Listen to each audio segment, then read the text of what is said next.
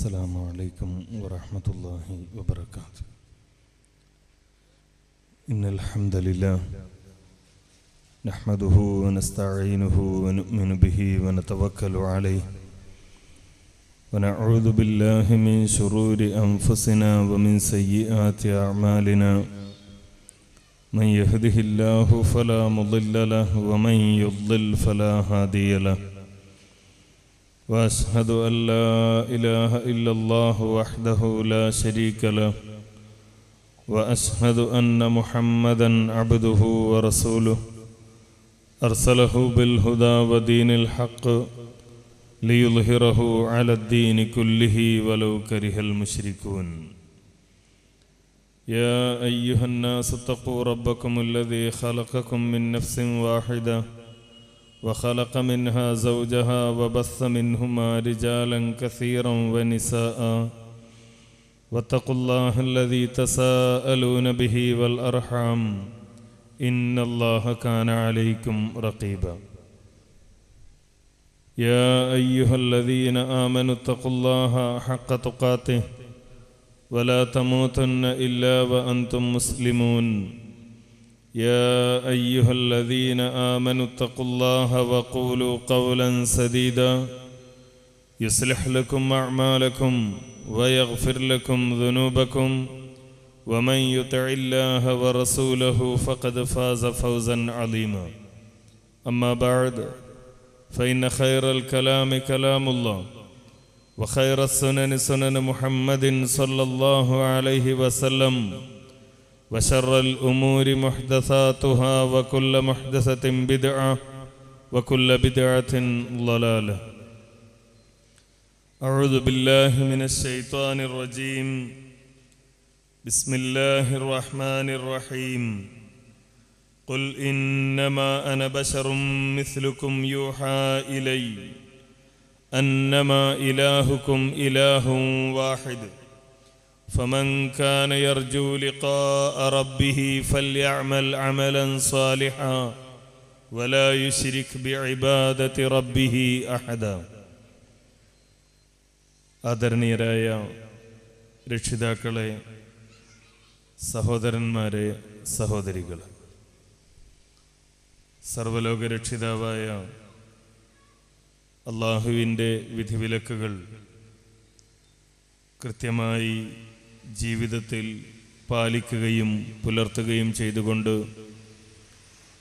സത്യവിശ്വാസികളായി ജീവിച്ച് മരിക്കാൻ നാം ഓരോരുത്തരും പരമാവധി പരിശ്രമിക്കണം എന്നാദ്യമായി വസിയത്ത് ചെയ്യുകയാണ്. അള്ളാഹുവിൻ്റെ അപാരമായ അനുഗ്രഹത്താൽ അവൻ്റെ ദീൻ പഠിക്കുവാനും മനസ്സിലാക്കുവാനും പഠിക്കുകയും മനസ്സിലാക്കുകയും ചെയ്ത കാര്യങ്ങളനുസരിച്ച് കൊണ്ട് പ്രവർത്തിക്കുവാനുമുള്ള ഒരു സൗകര്യവും സാഹചര്യവും നമ്മുടെ പ്രദേശത്തും ഒരുക്കപ്പെടുകയാണ്. അതിൻ്റെ ഭാഗമായാണ് പല സെഷനുകളിലായി വ്യത്യസ്തമായ വിഷയങ്ങൾ ഉൾക്കൊള്ളിച്ചുകൊണ്ട് ഇത്തരമൊരു പരിപാടി ഇവിടെ സംഘടിപ്പിച്ചത് എന്ന് നമുക്കറിയാം. എനിക്ക് ഇവിടെ വിശദീകരിക്കാൻ ലഭിച്ചിട്ടുള്ള വിഷയം ഇത്തരമൊരു സൗകര്യം ഇവിടെ ഏർപ്പെടുത്തിക്കൊണ്ടിരിക്കുന്ന ഈ ഒരു സംരംഭത്തിലേക്ക് സ്നേഹത്തോടെ സൗഹാർദ്ദത്തോടെ ഈ സമൂഹത്തെ ക്ഷണിച്ചുകൊണ്ടിരിക്കുന്ന ഇസ്ലാഹി പ്രസ്ഥാനം, മുജാഹിദ് പ്രസ്ഥാനം ഈ സമൂഹത്തിൽ നിർവഹിച്ച ഉത്തരവാദിത്തങ്ങൾ എന്ത് എന്നും ഈ പ്രസ്ഥാനം സമൂഹത്തിൽ നിന്ന് ഏറ്റുകൊണ്ടിരിക്കുന്ന വിമർശനങ്ങളുടെ യാഥാർത്ഥ്യമെന്ത് എന്നും വ്യക്തമാക്കലാണ്. കേരളത്തിലെ മുസ്ലിങ്ങളെ സംബന്ധിച്ചിടത്തോളം എന്നല്ല, കേരളത്തിലെ പൊതു സമൂഹത്തെ സംബന്ധിച്ചും മുജാഹിദ് പ്രസ്ഥാനം എന്താണ് എന്ന് വ്യക്തമാക്കേണ്ട, വിശദീകരിക്കേണ്ട ആവശ്യമില്ലാത്ത വിധം ഈ പ്രസ്ഥാനത്തെ സമൂഹം അനുഭവത്തിലൂടെ മനസ്സിലാക്കിയിട്ടുണ്ട്. മാത്രമല്ല, ഞാൻ സംസാരിക്കുന്ന ഈ പ്രദേശം 2012 ഡിസംബറിൽ മുജാഹിദ് പ്രസ്ഥാനത്തിൻ്റെ സംസ്ഥാന സമ്മേളനം നടന്നതിൻ്റെ വെളിപ്പാടകലെയാണ് എന്ന യാഥാർത്ഥ്യം കൂടി ഉൾക്കൊണ്ടുകൊണ്ടാണ് ഞാൻ ഈ ഒരു കാര്യം ഇവിടെ സൂചിപ്പിച്ചത്. എന്നിരുന്നാലും മുജാഹിദുകളെന്ന് കേൾക്കുമ്പോൾ പലപ്പോഴും ആളുകളുടെ മനസ്സിലേക്ക് കടന്നു വരാറുള്ള ചില തെറ്റിദ്ധാരണകളുണ്ട്.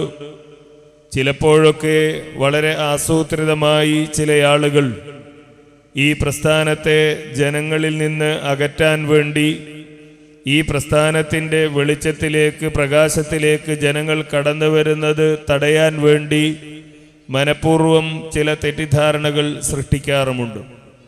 സാധാരണയായി മുജാഹിദുകളെപ്പറ്റി പറയാറുള്ള കാര്യം, മുജാഹിദുകൾ പുത്തൻവാദികളാണ്, അള്ളാഹുവിൻ്റെ ദീനിലില്ലാത്ത പലതും കൂട്ടിച്ചേർക്കുന്ന, അള്ളാഹു സുബ്ഹാനഹു വ തആല അവൻ്റെ പ്രവാചകനിലൂടെ നമുക്ക് പഠിപ്പിച്ചു തന്ന യഥാർത്ഥ ദീനിൽ പലതും വെട്ടിക്കുറയ്ക്കുന്ന ആളുകളാണ് മുജാഹിദുകൾ എന്ന് ചിലപ്പോൾ ചിലരെങ്കിലും മനസ്സിലാക്കിയിട്ടുണ്ട്.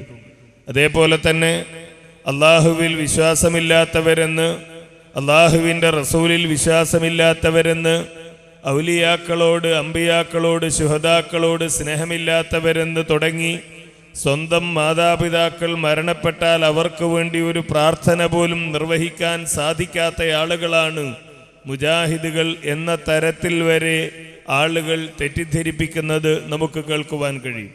യഥാർത്ഥത്തിൽ മുജാഹിദ് പ്രസ്ഥാനത്തെ സംബന്ധിച്ചിടത്തോളം ഈ സമൂഹത്തോട് പറയാനുള്ള കാര്യം പുതിയ എന്തെങ്കിലും ഒരാദർശമോ പുതിയ എന്തെങ്കിലും ഒരാശയമോ അല്ല.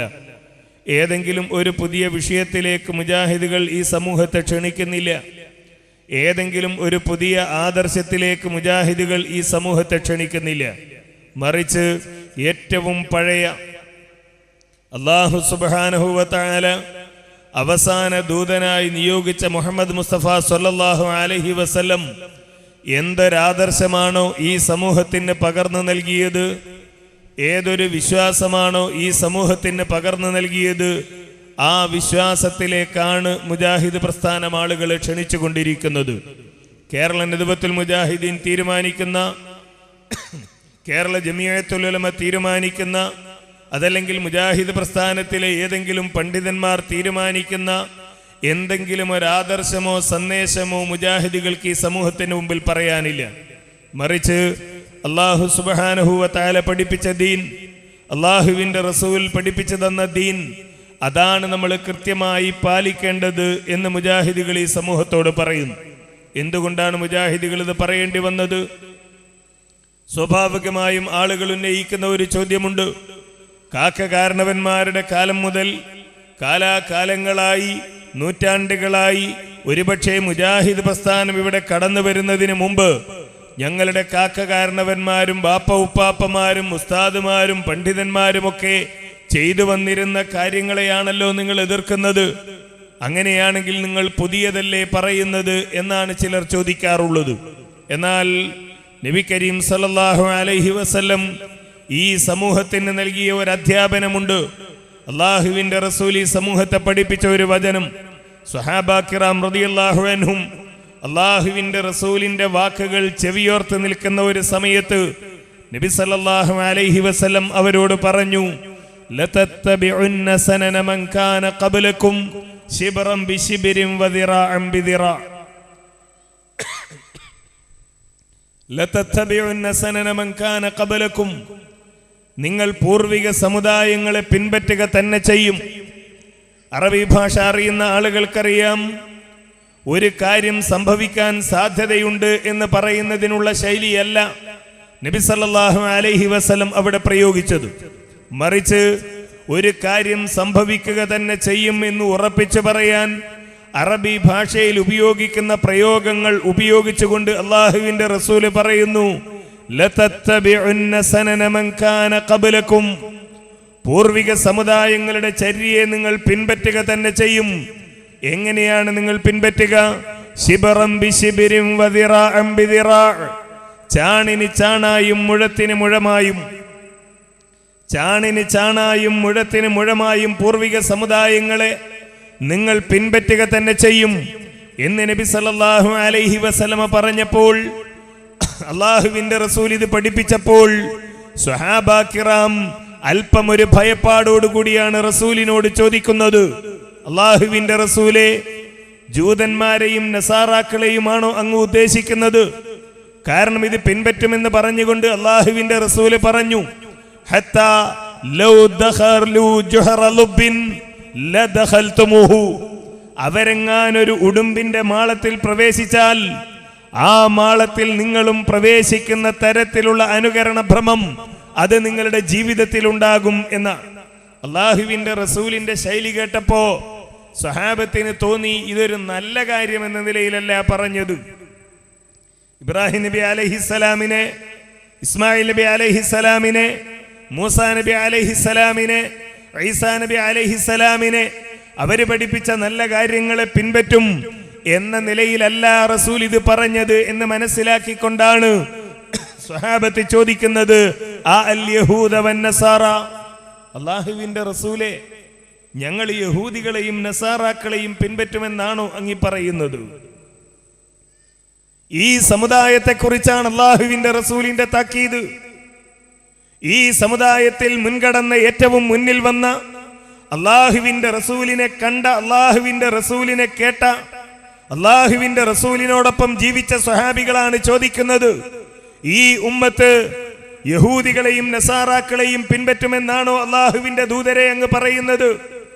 ഇസ്ലാമിന് എത്രയേറെ ശത്രുതയാണ് യഹൂദികൾ ഉണ്ടാക്കിക്കൊണ്ടിരിക്കുന്നത്. ഈ ഇസ്ലാമിനോട് എന്തുമാത്രം ശത്രുതയാണ് നസ്രാനികൾ ഉണ്ടാക്കിക്കൊണ്ടിരിക്കുന്നത്. ആ യഹൂദികളെയും ആ നസ്രാനികളെയും ചാണിന് ചാണായി മുഴത്തിന് മുഴമായി പിൻപറ്റുന്ന ഒരു സ്വഭാവം ഈ സമുദായത്തിൽ ഉണ്ടാകുമെന്നാണ് റസൂലെ അങ്ങ് പറയുന്നത് എന്ന് ചോദിച്ചപ്പോൾ അള്ളാഹുവിന്റെ റസൂൽ ഏറെയൊന്നും വിശദീകരിക്കാൻ പോയില്ല. ഒരു മറു ചോദ്യം മാത്രം ചോദിച്ചു, ഫമൻ, വേറെ ആരെ പിൻപറ്റാൻ? വേറെ ആരെ പിൻപറ്റാൻ? ലാ ഇലാഹ ഇല്ലല്ലാഹ് പ്രഖ്യാപിക്കുന്ന, മുഹമ്മദുർ റസൂലുള്ളാഹ് പ്രഖ്യാപിക്കുന്ന, ഞാൻ മുസ്ലിമാണ് എന്ന് പ്രഖ്യാപിക്കുന്ന, ഞാൻ ഇസ്ലാമിക സമൂഹത്തിലെ അംഗമാണ് എന്ന് പ്രഖ്യാപിക്കുന്ന ഒരു മനുഷ്യന്റെ ജീവിതത്തിൽ സംഭവിക്കാനിരിക്കുന്ന ദുരന്തത്തെക്കുറിച്ചാണ് അഷ്റഫുൽ ഖൽഖ് മുഹമ്മദ് മുസ്തഫ സ്വല്ലല്ലാഹു അലൈഹി വസല്ലം നൂറ്റാണ്ടുകൾക്ക് മുമ്പ് താക്കീത് ചെയ്തത്.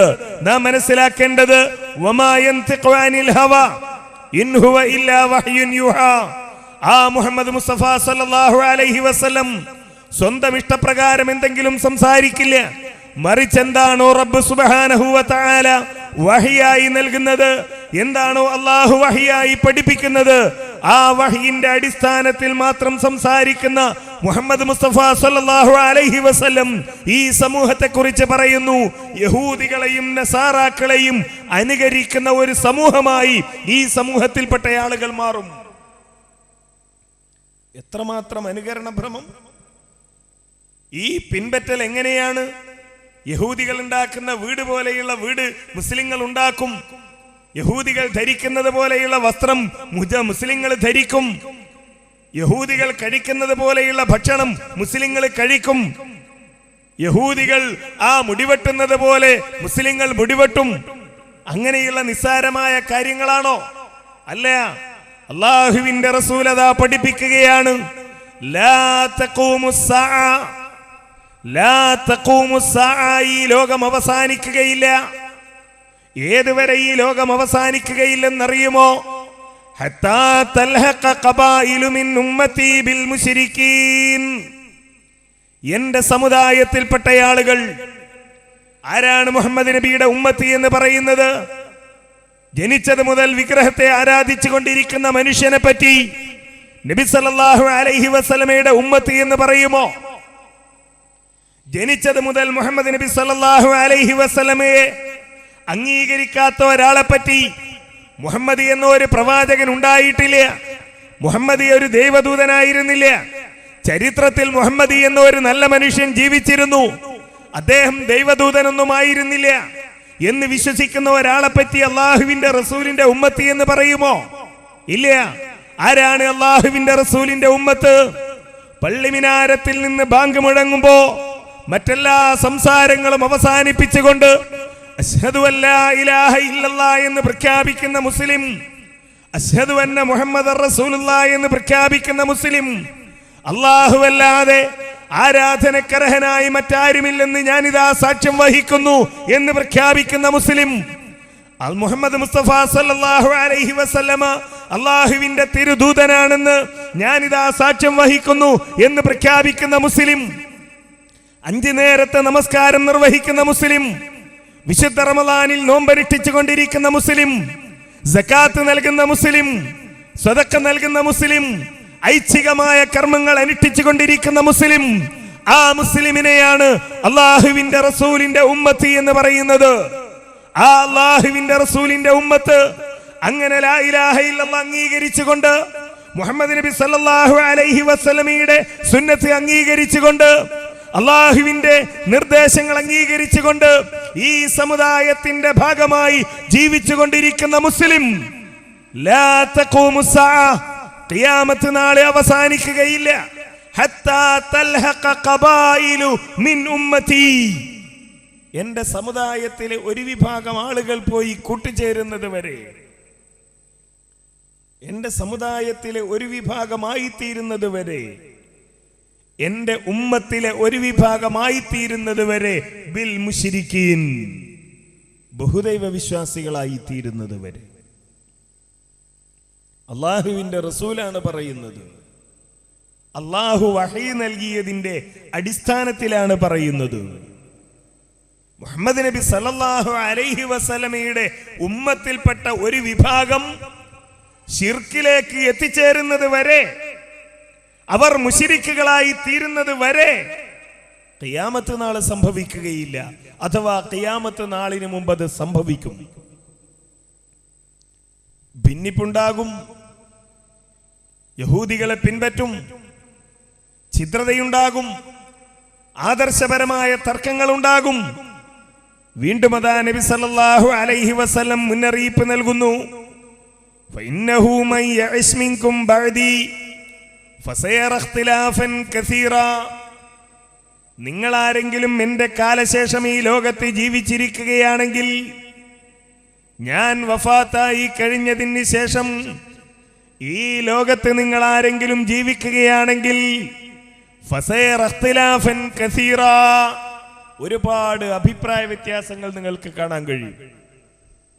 ചിലരൊക്കെ ചോദിക്കും, എന്തിനാ ഞങ്ങൾ ഭിന്നിപ്പുണ്ടാക്കുന്നത്, എന്തിനാ ഞങ്ങൾ ചിത്രത ഉണ്ടാക്കുന്നത്, ഇവിടെ ഒരു കുഴപ്പമുണ്ടായിരുന്നില്ലല്ലോ, എന്തിനാ ഇപ്പൊ ഒരു ലൈബ്രറി, എന്തിനാ ഇപ്പൊ ഒരു CD, എന്തിനാ ഇപ്പൊ കുറെ പുസ്തകങ്ങൾ, ഈ നാട്ടിലുള്ള ആളുകളൊക്കെ സ്നേഹത്തോടെ ഐക്യത്തോടെ ജീവിച്ചു വന്നിരുന്നതിനിടയിൽ എന്തിനാ ഇങ്ങനെ ചില പരിപാടികൾ, എന്തിനാണ് ഇവിടെ ഭിന്നിപ്പുണ്ടാക്കുന്നത് എന്നൊക്കെ ചോദിക്കാറുണ്ട്.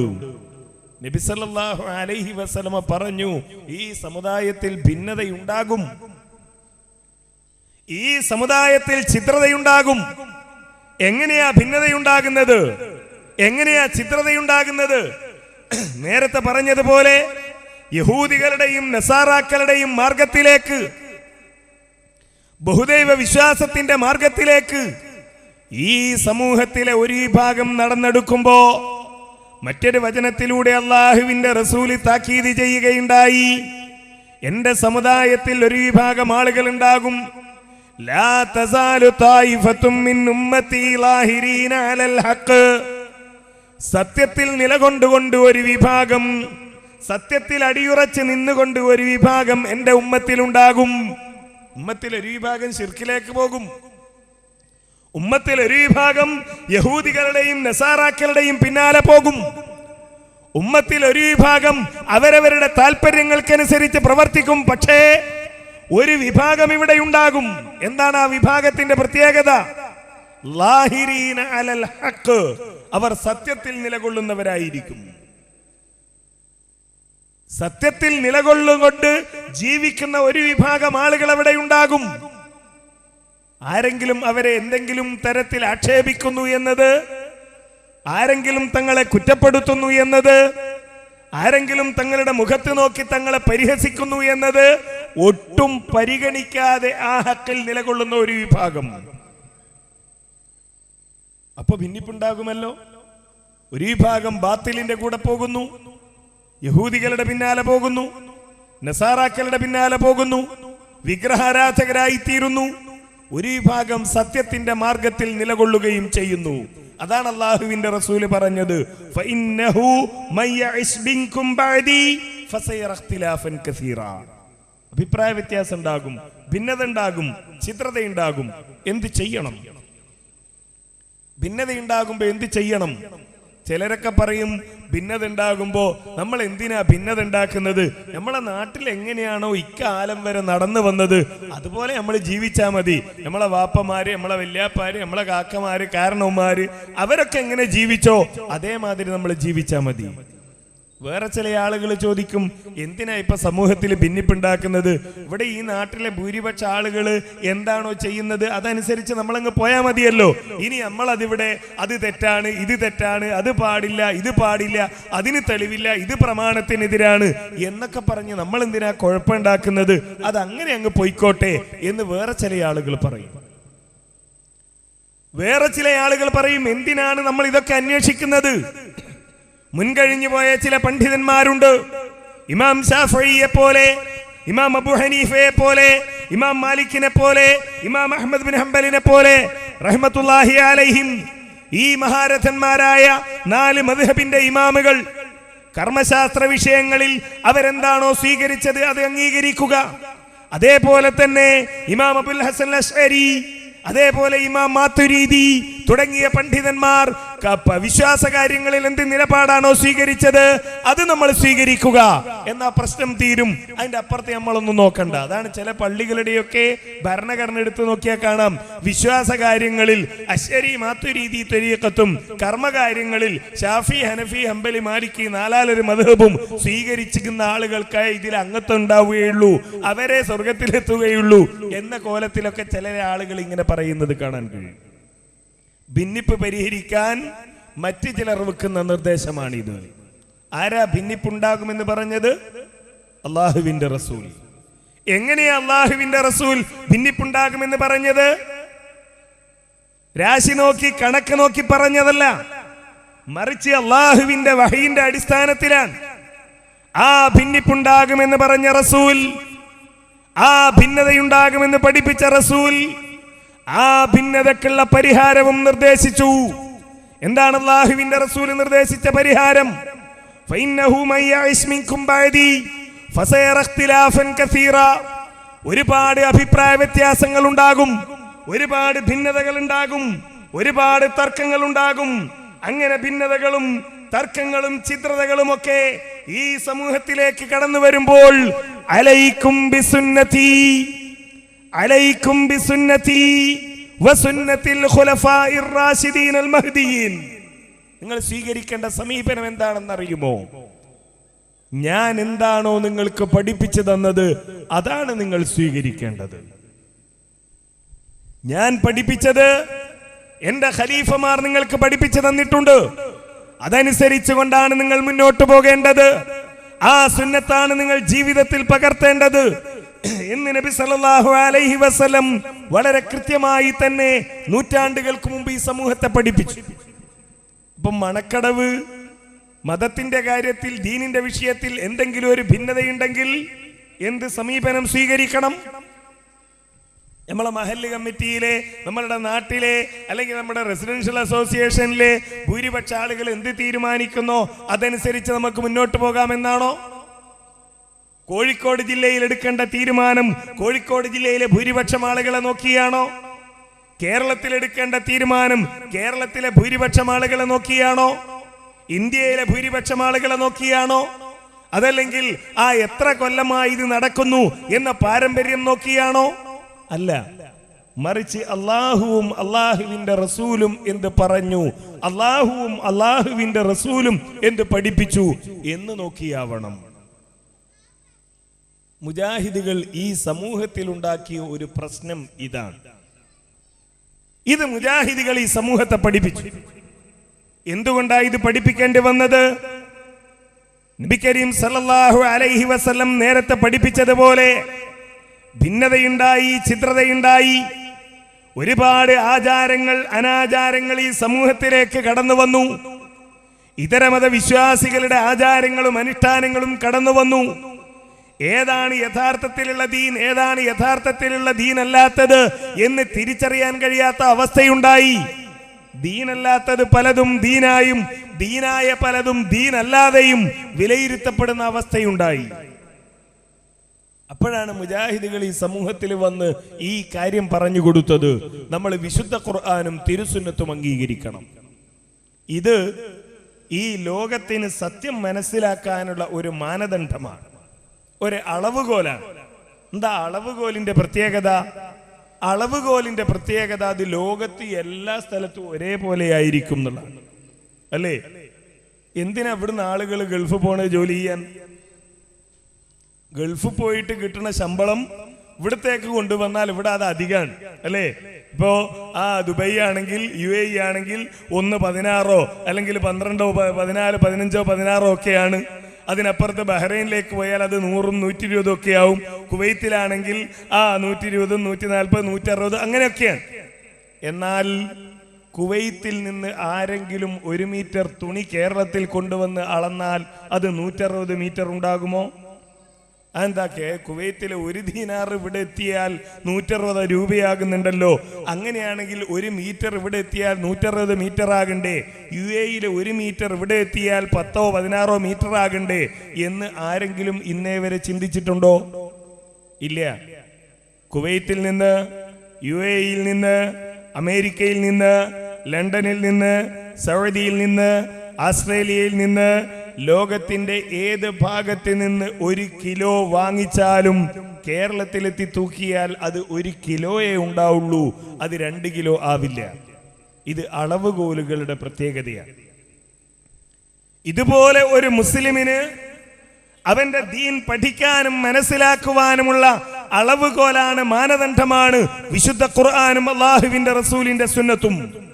അതിനെയാണ് നമ്മൾ സുന്നത്ത് ജമാഅത്ത്, അഹ്ലുസുന്ന വൽ ജമാഅ എന്നൊക്കെ പറയുന്നത്. അതാണ് നമ്മളുടെ മാനദണ്ഡം. ഇപ്പൊ നമ്മൾ ആലോചിച്ചു നോക്കൂ, നമ്മളുടെ നാട്ടിൽ ത്രാസ് എന്ന് പറയുന്ന സംഭവം ഇല്ലാത്ത ഒരു കാലം. തുലാസ് എന്താന്ന് നമുക്കറിയില്ല. പക്ഷെ നമ്മൾ സാധനങ്ങൾ വാങ്ങുന്നുണ്ട്. എങ്ങനെയാ വാങ്ങുന്നത്?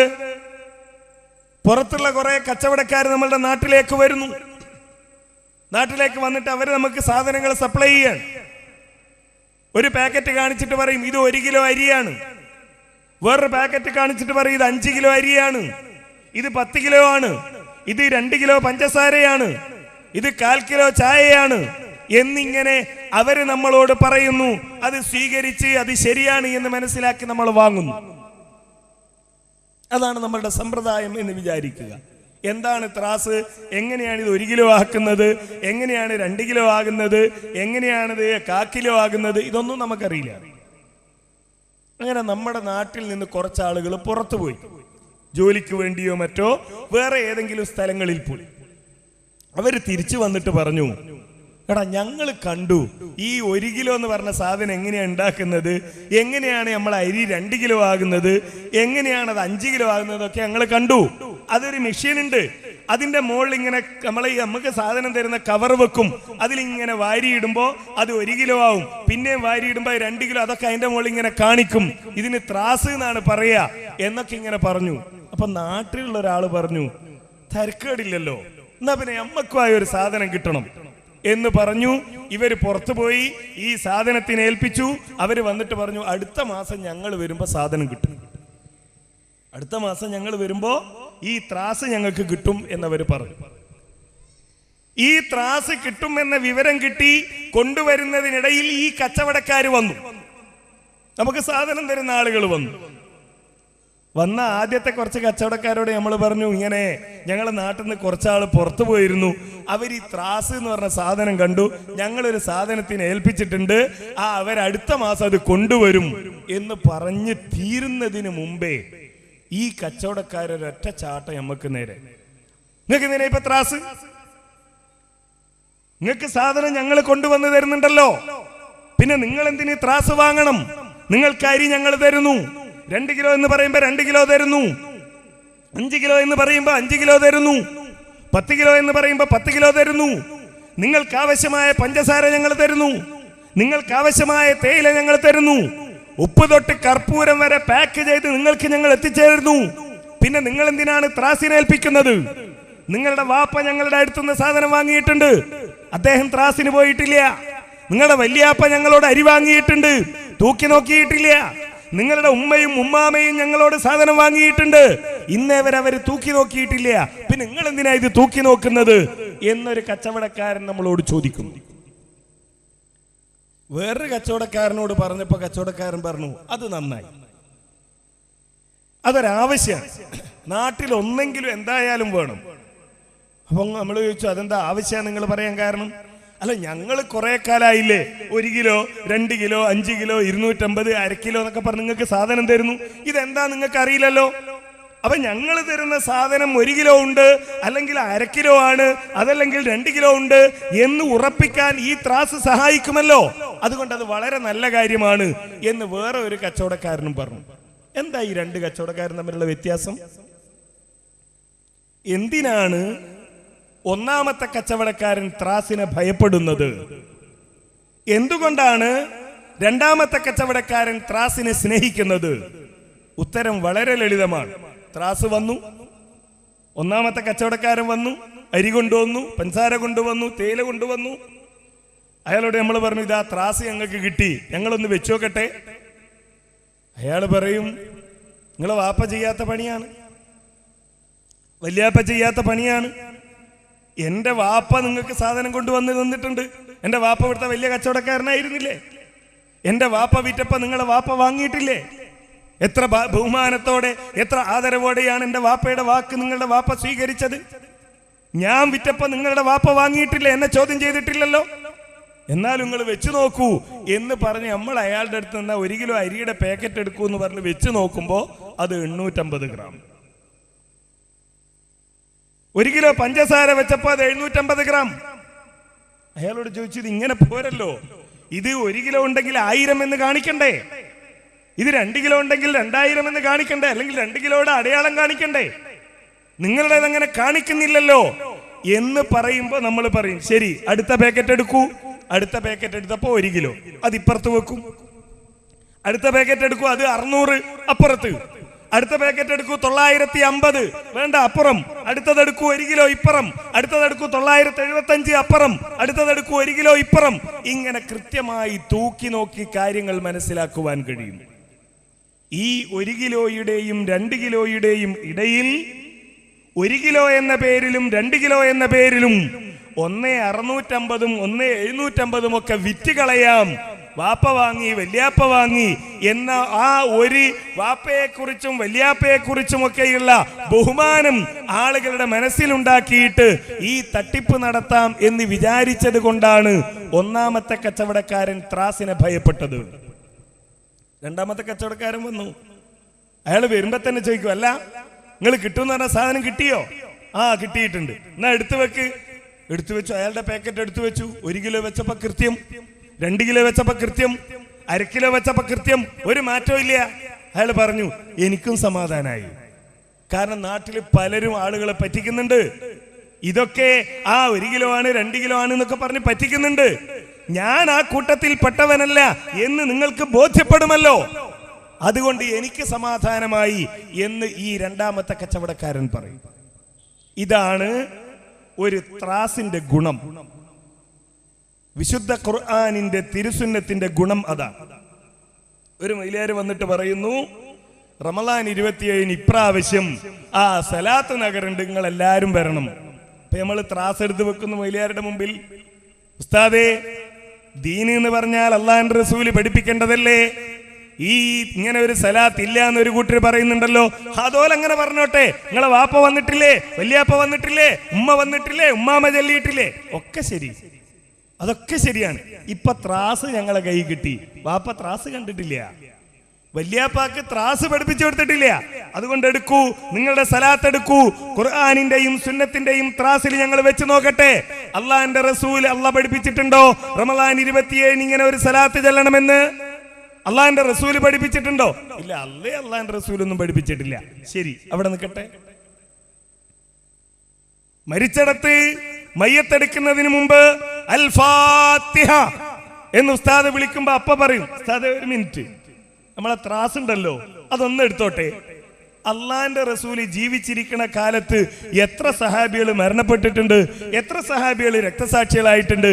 ഏതെങ്കിലും ഒരു മയ്യത്തെടുക്കുമ്പോ നബി സല്ലല്ലാഹു അലൈഹി വസല്ലമ അൽ ഫാത്തിഹ വിളിച്ച്, അല്ലെങ്കിൽ ബിലാൽ റളിയല്ലാഹു അൻഹു അൽ ഫാത്തിഹ വിളിച്ച്, അള്ളാന്റെ റസൂലും സഹാബികളും ഫാത്തിഹ ഓതി 3 സൂറത്ത് ഓതി, അള്ളാന്റെ റസൂല് 2 കൈ ഉയർത്തി ഇങ്ങനെ ദുആ ചെയ്ത് ആമീൻ പറയുന്ന ഒരു സമ്പ്രദായം ഉണ്ടായിരുന്നോ?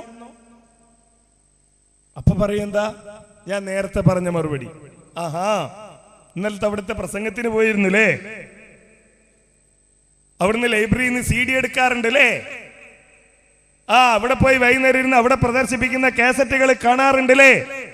എന്നാ നീ മനസ്സിലാക്കേണ്ട എന്താണെന്നറിയോ, ഇങ്ങനെ മരിച്ച വീട്ടിൽ നിന്ന് ഞങ്ങൾ പണ്ട് അൽ ഫാത്തിഹ വിളിച്ചപ്പോ നിന്റെ വാപ്പയായിരുന്നു ഉറക്ക ഫാത്തിഹ ഓതിയിരുന്നത്, നിന്റെ വലിയാപ്പയായിരുന്നു ഉറക്ക ഓതിയിരുന്നത്. ഇപ്പൊ നീ അത് വേണ്ട എന്ന് പറയുകയാണോ? നമുക്ക് പറയാനുള്ള മറുപടി നേരത്തെ പറഞ്ഞത് തന്നെയാണ്. അപ്പൊ ചോദിക്കും, അങ്ങനെയാണെങ്കിൽ ആ വാപ്പ, ആ വല്യാപ്പ, ആ ഉപ്പ, ആ ഉമ്മ ഓലൊക്കെ നരകത്ത് പോട്ടെ എന്നാണോ? അവരൊക്കെ നരകത്തിന്റെ ആളുകളാണ് എന്നാണോ? അവരൊക്കെ നരകത്തിൽ പോയി നശിച്ചു പോകട്ടെ എന്നാണോ നിങ്ങൾ പറയുന്നത്? അത്തരം ചോദ്യക്കാരോട് നമുക്ക് പറയാനുള്ളത് ഒരൊറ്റ മറുപടി മാത്രമാണ്. ഈ ചോദ്യം എവിടെ നിന്നാണ് കിട്ടിയത്? നിങ്ങളുടെ വാപ്പമാരും നിങ്ങളുടെ വല്യാപ്പമാരും നിങ്ങളുടെ കാക്കകാരണവന്മാരും നിങ്ങളുടെ ഉസ്താദുമാരും നരകത്തിന്റെ ആളുകളാണോ? അവരെ പറ്റി നിങ്ങൾക്ക് എന്ത് പറയാനുണ്ട് എന്ന ചോദ്യം ചരിത്രത്തിൽ പുതിയ ചോദ്യമല്ല, മറിച്ച് ചരിത്രത്തിൽ ഈ ചോദ്യം ഉണ്ടായിട്ടുണ്ട്. ആരാണ് ചോദിച്ചതെന്നറിയുമോ? ആദം നബി അലൈഹിസ്സലാത്തു വസ്സലാം മുതൽ മുഹമ്മദ് മുസ്തഫ സല്ലല്ലാഹു അലൈഹി വസല്ലം വരെ ഈ ലോകത്ത് നിയോഗിക്കപ്പെട്ട ഒരു ദൂതനും ചോദിച്ചിട്ടില്ല, ഒരു നബിയും ചോദിച്ചിട്ടില്ല, ഒരു റസൂലും ചോദിച്ചിട്ടില്ല. പക്ഷേ അള്ളാഹുവിന്റെ ഖുർആനിൽ ആ ചോദ്യമുണ്ട്. ആരാണ് ചോദിച്ചതെന്നറിയുമോ? ലാ ഇലാഹ ഇല്ലല്ലാഹ് എന്ന സന്ദേശവുമായി ഈ ലോകത്തിന്റെ സൃഷ്ടാവായ റബ്ബിനെയാണ് ആരാധിക്കേണ്ടത് എന്ന മഹത്തായ ആദർശവുമായി മൂസാ നബി അലൈഹിസ്സലാത്തു വസ്സലാം കടന്നു വന്നപ്പോ ആ മൂസാ നബി അലൈഹിസ്സലാമിനെയും ആ മൂസാ നബി അലൈഹിസ്സലാം ഉയർത്തിപ്പിടിക്കുന്ന ആദർശത്തെയും ആ മൂസാ നബി ഉയർത്തിപ്പിടിച്ച ആദർശം അംഗീകരിക്കുന്ന ആളുകളെയും തന്റെ വിരൽ തുമ്പുകൊണ്ട് നശിപ്പിച്ചു കളയാമെന്ന് വ്യാമോഹിച്ച ഫിർഔൻ ചോദിച്ചിട്ടുണ്ട് ആ ചോദ്യം മൂസാ നബി അലൈഹിസ്സലാമിനോട്. ഫമാ ബാലുൽ ഖുറൂനിൽ ഊലാ, എന്താ നമ്മളെ കാക്കകാരന്മാരെയൊക്കെ അവസ്ഥ, ഓലൊക്കെ നരകത്തിലാണോ എന്ന് ചോദിച്ചത് ഫിർഔന. അശ്ഹദു അല്ലാ ഇലാഹ ഇല്ലല്ലാഹ് അശ്ഹദു അന്ന മുഹമ്മദ് റസൂലുള്ളാഹ് എന്ന് പ്രഖ്യാപിക്കുന്ന നമ്മൾ ഫിർഔനിന്റെ ചോദ്യം ചോദിക്കേണ്ട ആളുകളാണോ? അല്ല. ഇനി അങ്ങനെ ഫിർഔൻ ചോദിച്ച ചോദ്യം ആരെങ്കിലും ചോദിച്ചാൽ അതിന് മൂസാ നബി അലൈഹിസ്സലാം പറഞ്ഞ മറുപടിയാണുള്ളത്. ഖാല ഇൽമുഹാ ഇൻദ റബ്ബി ഫീ കിതാബിൻ ലാ യളില്ലു റബ്ബി വലാ യൻസാ. അതിനെപ്പറ്റിയുള്ള കൃത്യമായ അറിവ് എന്റെ റബ്ബിനുണ്ട്. ആ റബ്ബ് മറന്നു പോകില്ല, തെറ്റിപ്പോകില്ല. എന്റെ വാപ്പ, എന്റെ വല്യാപ്പ എങ്ങനെയാവും പടച്ചോനെ? എന്റെ വാപ്പാന്റെ പേര് അബൂബക്കറാണ്. ഞാന് എന്റെ വാപ്പാന്റെ കാര്യത്തിൽ എന്തായിരിക്കും പടച്ചോനെ എന്ന് ആലോചിച്ച് ബേജാറാകണമെങ്കിൽ എന്ത് വേണം? അബൂബക്കർ എന്നാണല്ലോ എന്റെ വാപ്പാന്റെ പേര്. ലോകത്ത് ഒരുപാട് അബൂബക്കർ ഇല്ലേ? ആ അബൂബക്കർമാര് ചെയ്ത എന്തെങ്കിലുമൊക്കെ തിന്മകള് എന്റെ വാപ്പാന്റെ അക്കൗണ്ടിലേക്ക് വന്നു പോവോ അറിയാതെ? ഇനി അല്ലെങ്കിൽ എന്റെ വാപ്പ ചെയ്ത എന്തെങ്കിലും സൽക്കർമ്മങ്ങൾ വേറെ ഏതെങ്കിലും ഒരു അബൂബക്കറിന്റെ കണക്ക് പോയി ചേരുവോ എന്നൊക്കെ ബേജാറായാലേ ഈ ബേജാറിന് അർത്ഥമുള്ളൂ. അതിന്റെ ആവശ്യമില്ല. ലാ യളില്ലു റബ്ബി വലാ യൻസാ. ആ റബ്ബ് തീരുമാനിക്കും. നമ്മളോടത് ആലോചിക്കാൻ പറഞ്ഞിട്ടില്ല. നമ്മളോട് അല്ലാഹുവും അല്ലാഹുവിന്റെ റസൂലും പറഞ്ഞതുണ്ട്. ആ അല്ലാഹു എന്താണോ പഠിപ്പിച്ചത്, ആ അല്ലാഹുവിന്റെ റസൂൽ എന്താണോ പഠിപ്പിച്ചത്, അത് അംഗീകരിക്കുക, അത് പിൻപറ്റുക, അത് സ്വീകരിക്കുക എന്നതാണ്. ഈ ഒരു അടിസ്ഥാന ആശയമാണ് മുജാഹിദ് പ്രസ്ഥാനം ഈ സമൂഹത്തിന് മുന്നിൽ പറയുകയും പഠിപ്പിക്കുകയും ചെയ്യുന്നത് എന്നതാണ് ഏറ്റവും പ്രധാനമായി നാം മനസ്സിലാക്കേണ്ടത്. പുതിയ എന്തെങ്കിലും ഒരു കാര്യത്തിലേക്ക്, പുതിയ ഏതെങ്കിലും ഒരു വിഷയത്തിലേക്ക് ഈ സമൂഹത്തെ ക്ഷണിക്കലല്ല. കാരണം നമ്മൾ എന്തെങ്കിലും ചെയ്യലല്ല, അല്ലാഹ് പറഞ്ഞതുപോലെ ചെയ്യലാണ്. വിശുദ്ധ ഖുർആൻ പലയിടങ്ങളിലും വിശദീകരിച്ചത് കാണാൻ കഴിയും. ലിയബ്ലുവകും അയ്യുക്കും അഹ്സനു അമല, ലിയബ്ലുവകും അയ്യുക്കും അഹ്സനു അമല, നിങ്ങളിൽ ആരാണ് ഏറ്റവും നന്നായി അമൽ ചെയ്യുന്നത് എന്ന് മനസ്സിലാക്കുവാൻ വേണ്ടിയാണ് നിങ്ങൾക്ക് ജീവിതം നൽകിയത്. ഈ ആയത്ത് വിശദീകരിച്ചുകൊണ്ട് ഇമാം ഇബ്നു കസീർ റഹ്മത്തുള്ളാഹി അലൈഹി പറയുകയാണ്, ലിയബ്ലുവകും, നിങ്ങളെ പരീക്ഷിക്കുവാൻ വേണ്ടി, ഐലി യഖ്തബിറകും, നിങ്ങളെ പരീക്ഷിക്കുവാൻ വേണ്ടി, നിങ്ങളിൽ നിന്ന് വിവരമറിയാൻ വേണ്ടി, അയ്യക്കും അഹ്സനു അമല, ആരാണ് നന്നായി അമൽ ചെയ്യുന്നത്, വലം യഖുൽ അക്സറു അമല, ആരാണ് കൂടുതൽ അമൽ ചെയ്യുന്നത് എന്നല്ല. വെറുതെ കുറെ കാര്യങ്ങൾ ചെയ്യുക എന്നതല്ല, പിന്നെയോ ആ ചെയ്യുന്ന കാര്യങ്ങൾ നന്നാകണം. എന്താണ് അമല് അഹ്സനാകാനുള്ള, അമല് നല്ലതാകാനുള്ള നിബന്ധന എന്താണ്? വലാ യകൂനുൽ അമലു ഹസനൻ ഹത്താ യകൂന ഖാലിസൻ ലില്ലാഹി അസ്സ വജല്ല അലാ ശരീഅത്തി റസൂലില്ലാഹ്. ഒരു കാര്യം നല്ലതായി തീരണമെങ്കിൽ ഞാൻ എന്റെ വകയായി അത് നല്ലതാണ് എന്ന് വിചാരിച്ചാൽ പോരാ. അള്ളാഹുവിന്റെ ദീനിൽ ഒരു കാര്യം നല്ല അമലാകണമെങ്കിൽ ഒന്ന്, ഇഖ്ലാസോടുകൂടി ചെയ്യണം. രണ്ടാമത്തെ നിബന്ധന, അലാ ശരീഅത്തി റസൂലില്ലാഹ്, മുഹമ്മദ് നബി സല്ലല്ലാഹു അലൈഹി വസല്ലമ പഠിപ്പിച്ചു തന്ന നിർദ്ദേശങ്ങൾ അനുസരിച്ചു കൊണ്ടായിരിക്കണം. ഫമതാ ഫഖദൽ അമലു വാഹിദൻ മിൻ ഹാദൈനി ശർത്തൈൻ ബതല വഹബിത.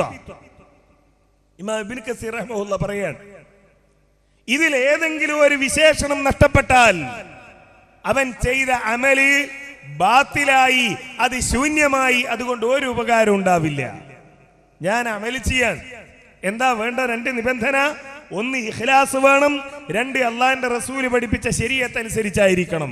ഞാൻ ചെയ്യുന്നു ഒരു നല്ല കാര്യം, പക്ഷെ പടച്ചവന്റെ കൂലി കിട്ടാനൊന്നല്ല. പിന്നെയോ ആ ആളുകൾ ഞാൻ നല്ലവനാണെന്ന് പറയണം, ജനങ്ങളുടെ മുമ്പിൽ അത് അറിയപ്പെടണം. അങ്ങനെയാണെങ്കിൽ പരലോകത്ത് അതിന് കൂലിയില്ല.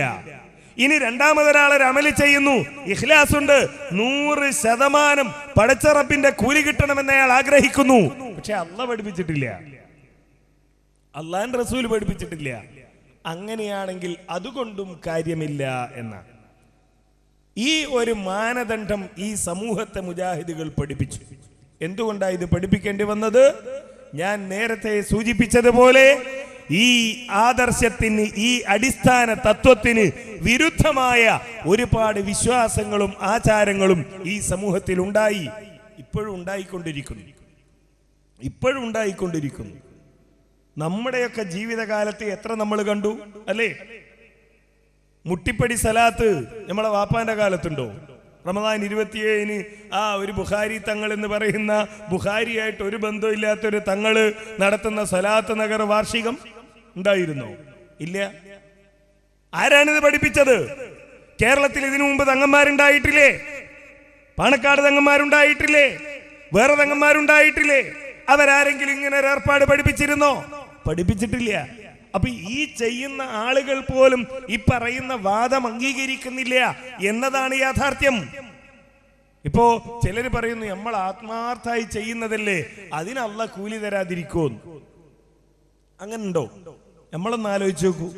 നമ്മുടെ വീട്ടിൽ മഴയൊക്കെ കഴിഞ്ഞ് നമ്മൾ മനസ്സിലാക്കി ഒരു 3-4 കൊല്ലമായി വീടിന് പെയിന്റ് അടിച്ചിട്ട് ഒരു പണിക്കാരനെ വിളിച്ചിട്ട് നമ്മൾ പറഞ്ഞു, എൻ്റെ വീടൊന്ന് പെയിന്റ് അടിക്കണം, നീ നോക്കി എത്ര ലക്ഷം റുപ്യയാകും അല്ലെങ്കിൽ എത്രായിരം റുപ്യയാകും എന്ന് നോക്കൂ.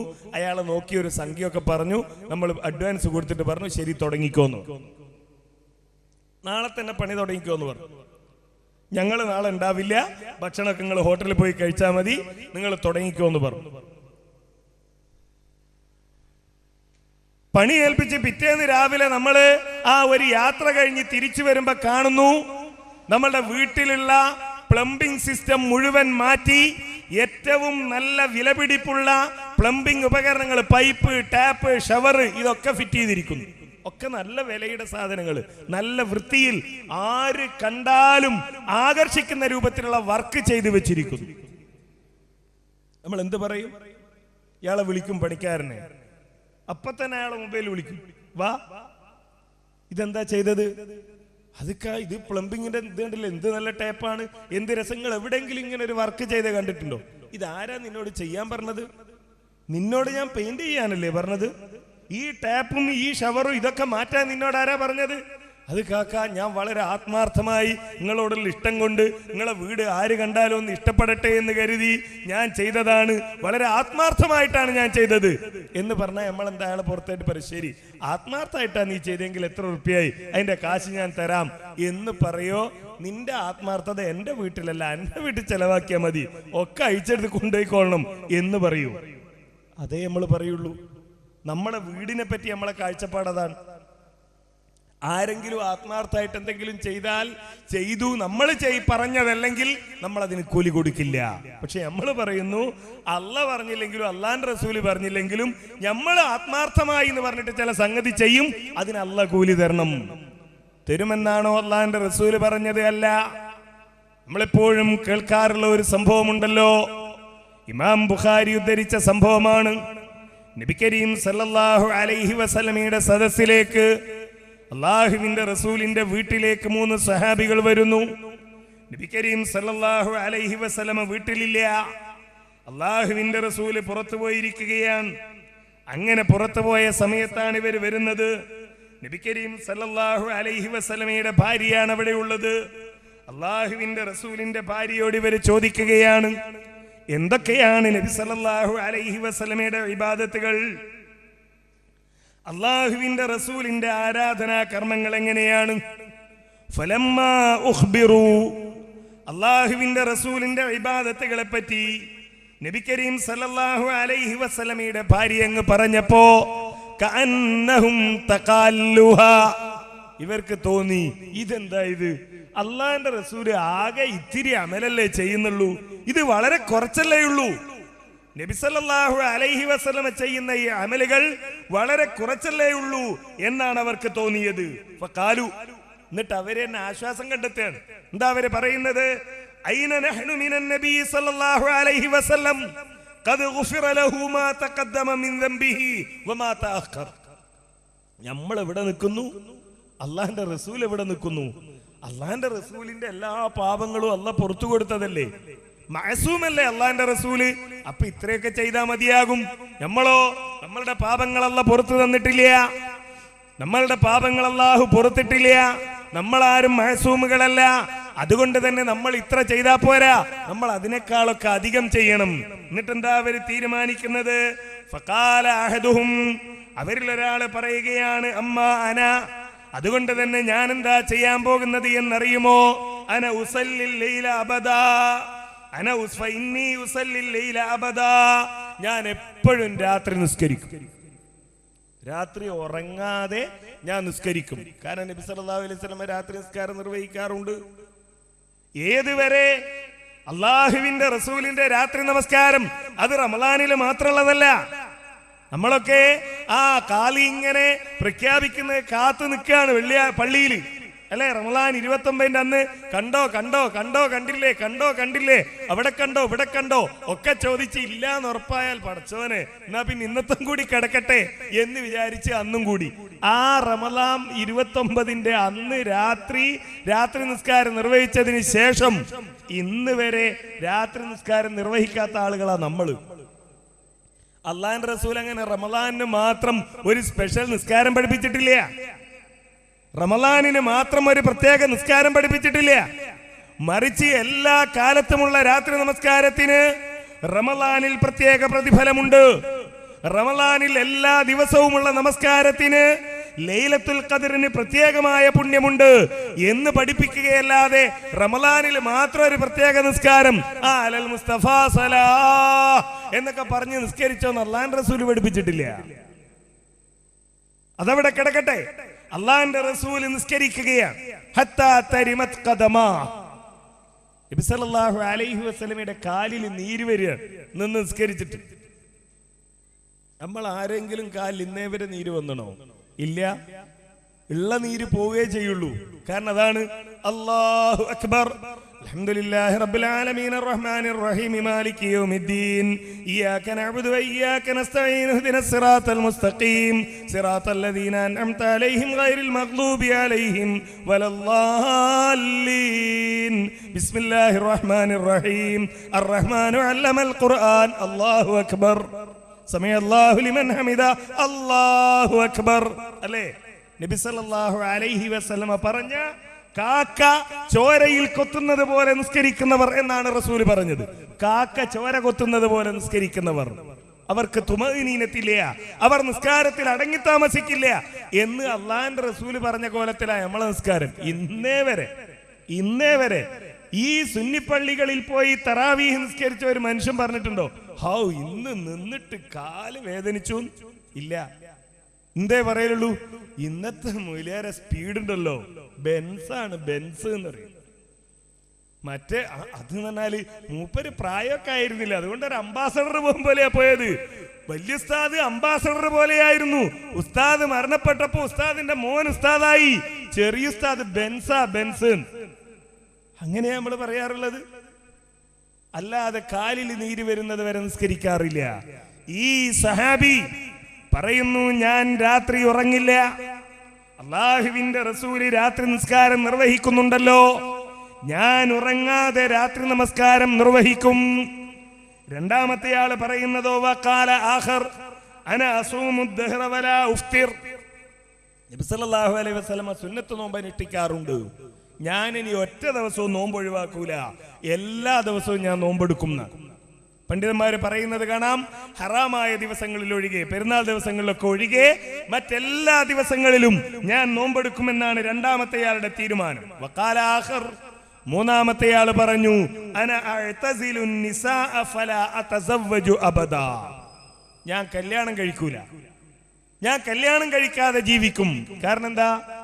ഇന്ന് ഈ പരിപാടിക്ക് വരാത്ത ആരെങ്കിലും ഉണ്ടെങ്കിൽ, അല്ലെങ്കിൽ ആ വെള്ളിയാഴ്ച അല്ലെങ്കിൽ നമ്മുടെ പള്ളിയിൽ ജമാഅത്തിന് വരാത്ത ആരെങ്കിലും ഉണ്ടെങ്കിൽ നമ്മൾ ചോദിച്ചു, എന്തേ സുബൈക്ക് പള്ളി കണ്ടില്ല? ഇശാൻ ഉണ്ടായിരുന്നല്ലോ, കാണാതിരുന്ന എന്തേ എന്ന് ലുഹറിന് ചോദിച്ചാൽ പറയും, അതെന്ത് പറയാനാ, രാത്രി കിടത്തുറങ്ങി കുറച്ച് കഴിഞ്ഞപ്പോഴാണ് കുട്ടി ഭയങ്കര കരച്ചില്, ചെവി ഇങ്ങനെ പൊത്തിപ്പിടിക്കുന്നുണ്ടായിരുന്നു. അങ്ങനെ കുട്ടീനെ കൊണ്ട് ആസ്പത്രിയിൽ പോയപ്പോൾ ചെവിയിലൊരു പാറ്റ പോയതാണ്, അതെടുത്ത് അപ്പൊ പിന്നെ അവിടെ ആ കുട്ടിയെ സുബൈ കഴിഞ്ഞിട്ട് കൊണ്ടുപോകാന്ന് പറഞ്ഞ ഡോക്ടർ, ഞാൻ ആസ്പത്രിയിലായി പോയി എന്ന് പറഞ്ഞു. 2 ദിവസം കാണാതിരുന്നു. എന്താ പ്രശ്നം? അത് ഭാര്യ ഹോസ്പിറ്റലിലായിരുന്നു. അങ്ങനെയാണ് നമ്മളെ കാരണം പറയാറുള്ളത്, അല്ലേ? ഈ സഹാബി പറയുന്നു, ഞാൻ കല്യാണം കഴിക്കില്ല. കാരണം എന്താ? കല്യാണം കഴിച്ചില്ല, ഭാര്യയില്ല, മക്കളില്ല എങ്കിൽ നമ്മൾ ആലോചിച്ചു നോക്കൂ, ഭാര്യയില്ല, മക്കളില്ലെങ്കിൽ നമ്മളെ ഒരു തടി, അതിനുവേണ്ടി അത്യാവശ്യം കുറച്ച് ചോറും ചാറും ഉണ്ടാക്കണം. അത് കഴിഞ്ഞാൽ പള്ളിയിൽ ഖുർആനോത്തും ഇബാദത്തും ആയിട്ട് കഴിച്ചു കൂട്ടാം, വേറൊന്നും നമ്മൾ നോക്കണ്ട, അല്ലേ? അതുകൊണ്ട് ആ സമയം മുഴുവൻ ഞാൻ ഇബാദത്തിൽ കഴിച്ചുകൂട്ടും എന്നാണ് മൂന്നാമത്തെ സഹാബിയുടെ തീരുമാനം. പ്രിയപ്പെട്ട സഹോദരന്മാരെ, സഹോദരികളെ, ഇവിടെ ഒരു ചോദ്യം സ്വയം ചോദിക്കുക, ഈ 3 സഹാബികളെ പറ്റി എന്താ നമ്മളുടെ അഭിപ്രായം? ആരാ നമ്മള്? ഏതെങ്കിലും ഒരു മൊയിലാര് വന്ന് സലാത്ത് ദിക്റുണ്ട് എന്ന് പറയും, സലാത്ത് മജ്ലിസ് ഉണ്ട് എന്ന് പറയുമ്പോൾ ആ സല്ലല്ലാഹു അലാ മുഹമ്മദ് സല്ലി എന്ന് അതിന്റെ കൂടെ ചൊല്ലി ഒപ്പം പോകുന്ന ആളുകൾ. ഏതെങ്കിലും ഒരു ഉസ്താദ് വന്നിട്ട് ഒരു സ്പെഷ്യൽ നിസ്കാരം ഉണ്ട് എന്ന് പറയുമ്പോൾ ആ നിസ്കാരമല്ലേ കിടക്കട്ടെ, നമ്മൾ നിസ്കരിക്കാൻ തയ്യാറാണ്. ഏതെങ്കിലും ഒരു മൊയിലാര് വന്നിട്ട് ഇന്നൊരു നോമ്പുണ്ട് എന്ന് പറഞ്ഞാൽ ആ നോമ്പ് അങ്ങനെയാണ്, അതും കിടക്കട്ടെ എന്നിങ്ങനെ അതൊക്കെ നല്ലതല്ലേ എന്ന് വിചാരിച്ച് ചെയ്തുകൊണ്ടിരിക്കുന്ന, നല്ലതല്ലേ എന്ന ന്യായം പറയുന്ന, എന്താ സലാത്തിന് കുഴപ്പം, എന്താ നിസ്കാരത്തിന് കുഴപ്പം, എന്താ ദിക്റിന് കുഴപ്പം, മയ്യത്ത് കൊണ്ടുപോകുമ്പോ ചെല്ലുന്നതിൽ ലാ ഇലാഹ ഇല്ലല്ലാഹ്, സിനിമാ പാട്ടൊന്നും അല്ലല്ലോ, പിന്നെ എന്തിനാണ് നിങ്ങൾ അതിനെ എതിർക്കുന്നത്? ദിക്ർ ഹൽക്കയിൽ ഞങ്ങൾ ചെല്ലുന്നത് സുബ്ഹാനല്ലാഹ് എന്നല്ലേ, പിന്നെ എന്തിനാണ് അതിനെ എതിർക്കുന്നത്? മയ്യത്തെടുക്കുമ്പോ ഓതുന്നത് ഫാത്തിഹയല്ലേ, എന്തിനാണ് നിങ്ങൾ അതിനെ എതിർക്കുന്നത്? അതേപോലെ മരിച്ച വീട്ടിൽ നടക്കുന്ന ഏർപ്പാടുകളിൽ ഓതുന്നത് ഖുർആനല്ലേ, എന്തിനാണ് അതിനെ എതിർക്കുന്നത്? അതൊക്കെ നല്ലതല്ലേ എന്ന് ന്യായം കണ്ടെത്തുന്ന മുഴുവൻ മുസ്ലിങ്ങളുടെയും മനസ്സിൽ അല്ലാഹുവിന്റെ റസൂല് ദീന് പഠിപ്പിക്കാൻ വേണ്ടി പഠിപ്പിച്ച ഈ കാര്യം ആകാശത്തിന് ചുവട്ടിൽ വിശുദ്ധ ഖുർആൻ കഴിഞ്ഞാൽ ഏറ്റവും സ്വീകാര്യമെന്ന് ലോക മുസ്ലിങ്ങൾ അംഗീകരിക്കുന്ന ഇമാം ബുഖാരി ഉദ്ധരിച്ച ഹദീസാണ്. മുജാഹിദുകൾ ഉണ്ടാക്കിയതല്ല, ഇമാം ബുഖാരി ഉദ്ധരിച്ച ഹദീസാണ്. മൂന്നാളും തീരുമാനിക്കുന്നത് ഒരാള് രാത്രിയിൽ നിസ്കരിക്കും, രണ്ടാമത്തെ ആള് നോമ്പെടുക്കും, മൂന്നാമത്തെ ആള് കല്യാണം കഴിക്കില്ല.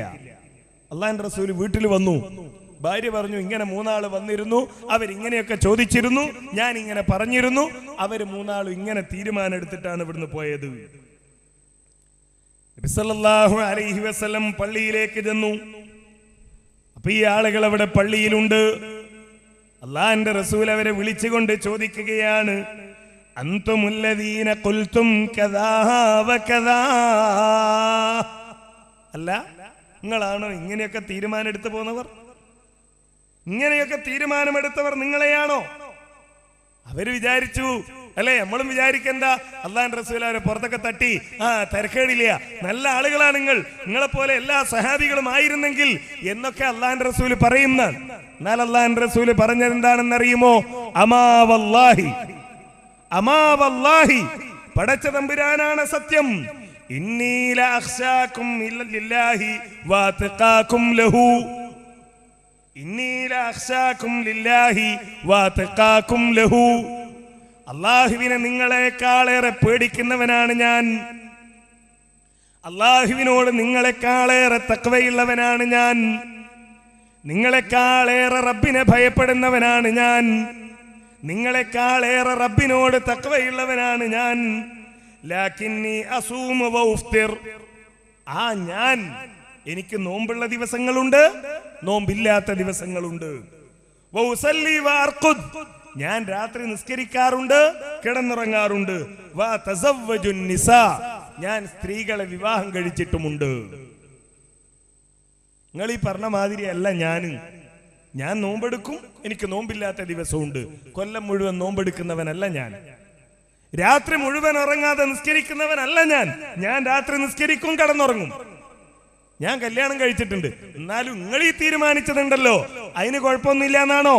അല്ല, ഖിയാമത്ത് നാൾ വരെ ഈ സമൂഹത്തിൽ ജീവിക്കുന്ന മുഴുവൻ ആളുകൾക്കും പാഠമായി അല്ലാഹുവിന്റെ റസൂൽ പഠിപ്പിക്കുന്നു, ഫമൻ റഗിബ അൻ സുന്നതി ഫലൈസ മിന്നി, ഫമൻ റഗിബ അൻ സുന്നതി ഫലൈസ മിന്നി, എന്റെ സുന്നത്തിനപ്പുറത്തേക്ക് ആരെങ്കിലും പോയാൽ അവൻ എന്റെ കൂട്ടത്തിൽപ്പെട്ടവനല്ല. ആരോടായി പറഞ്ഞത്?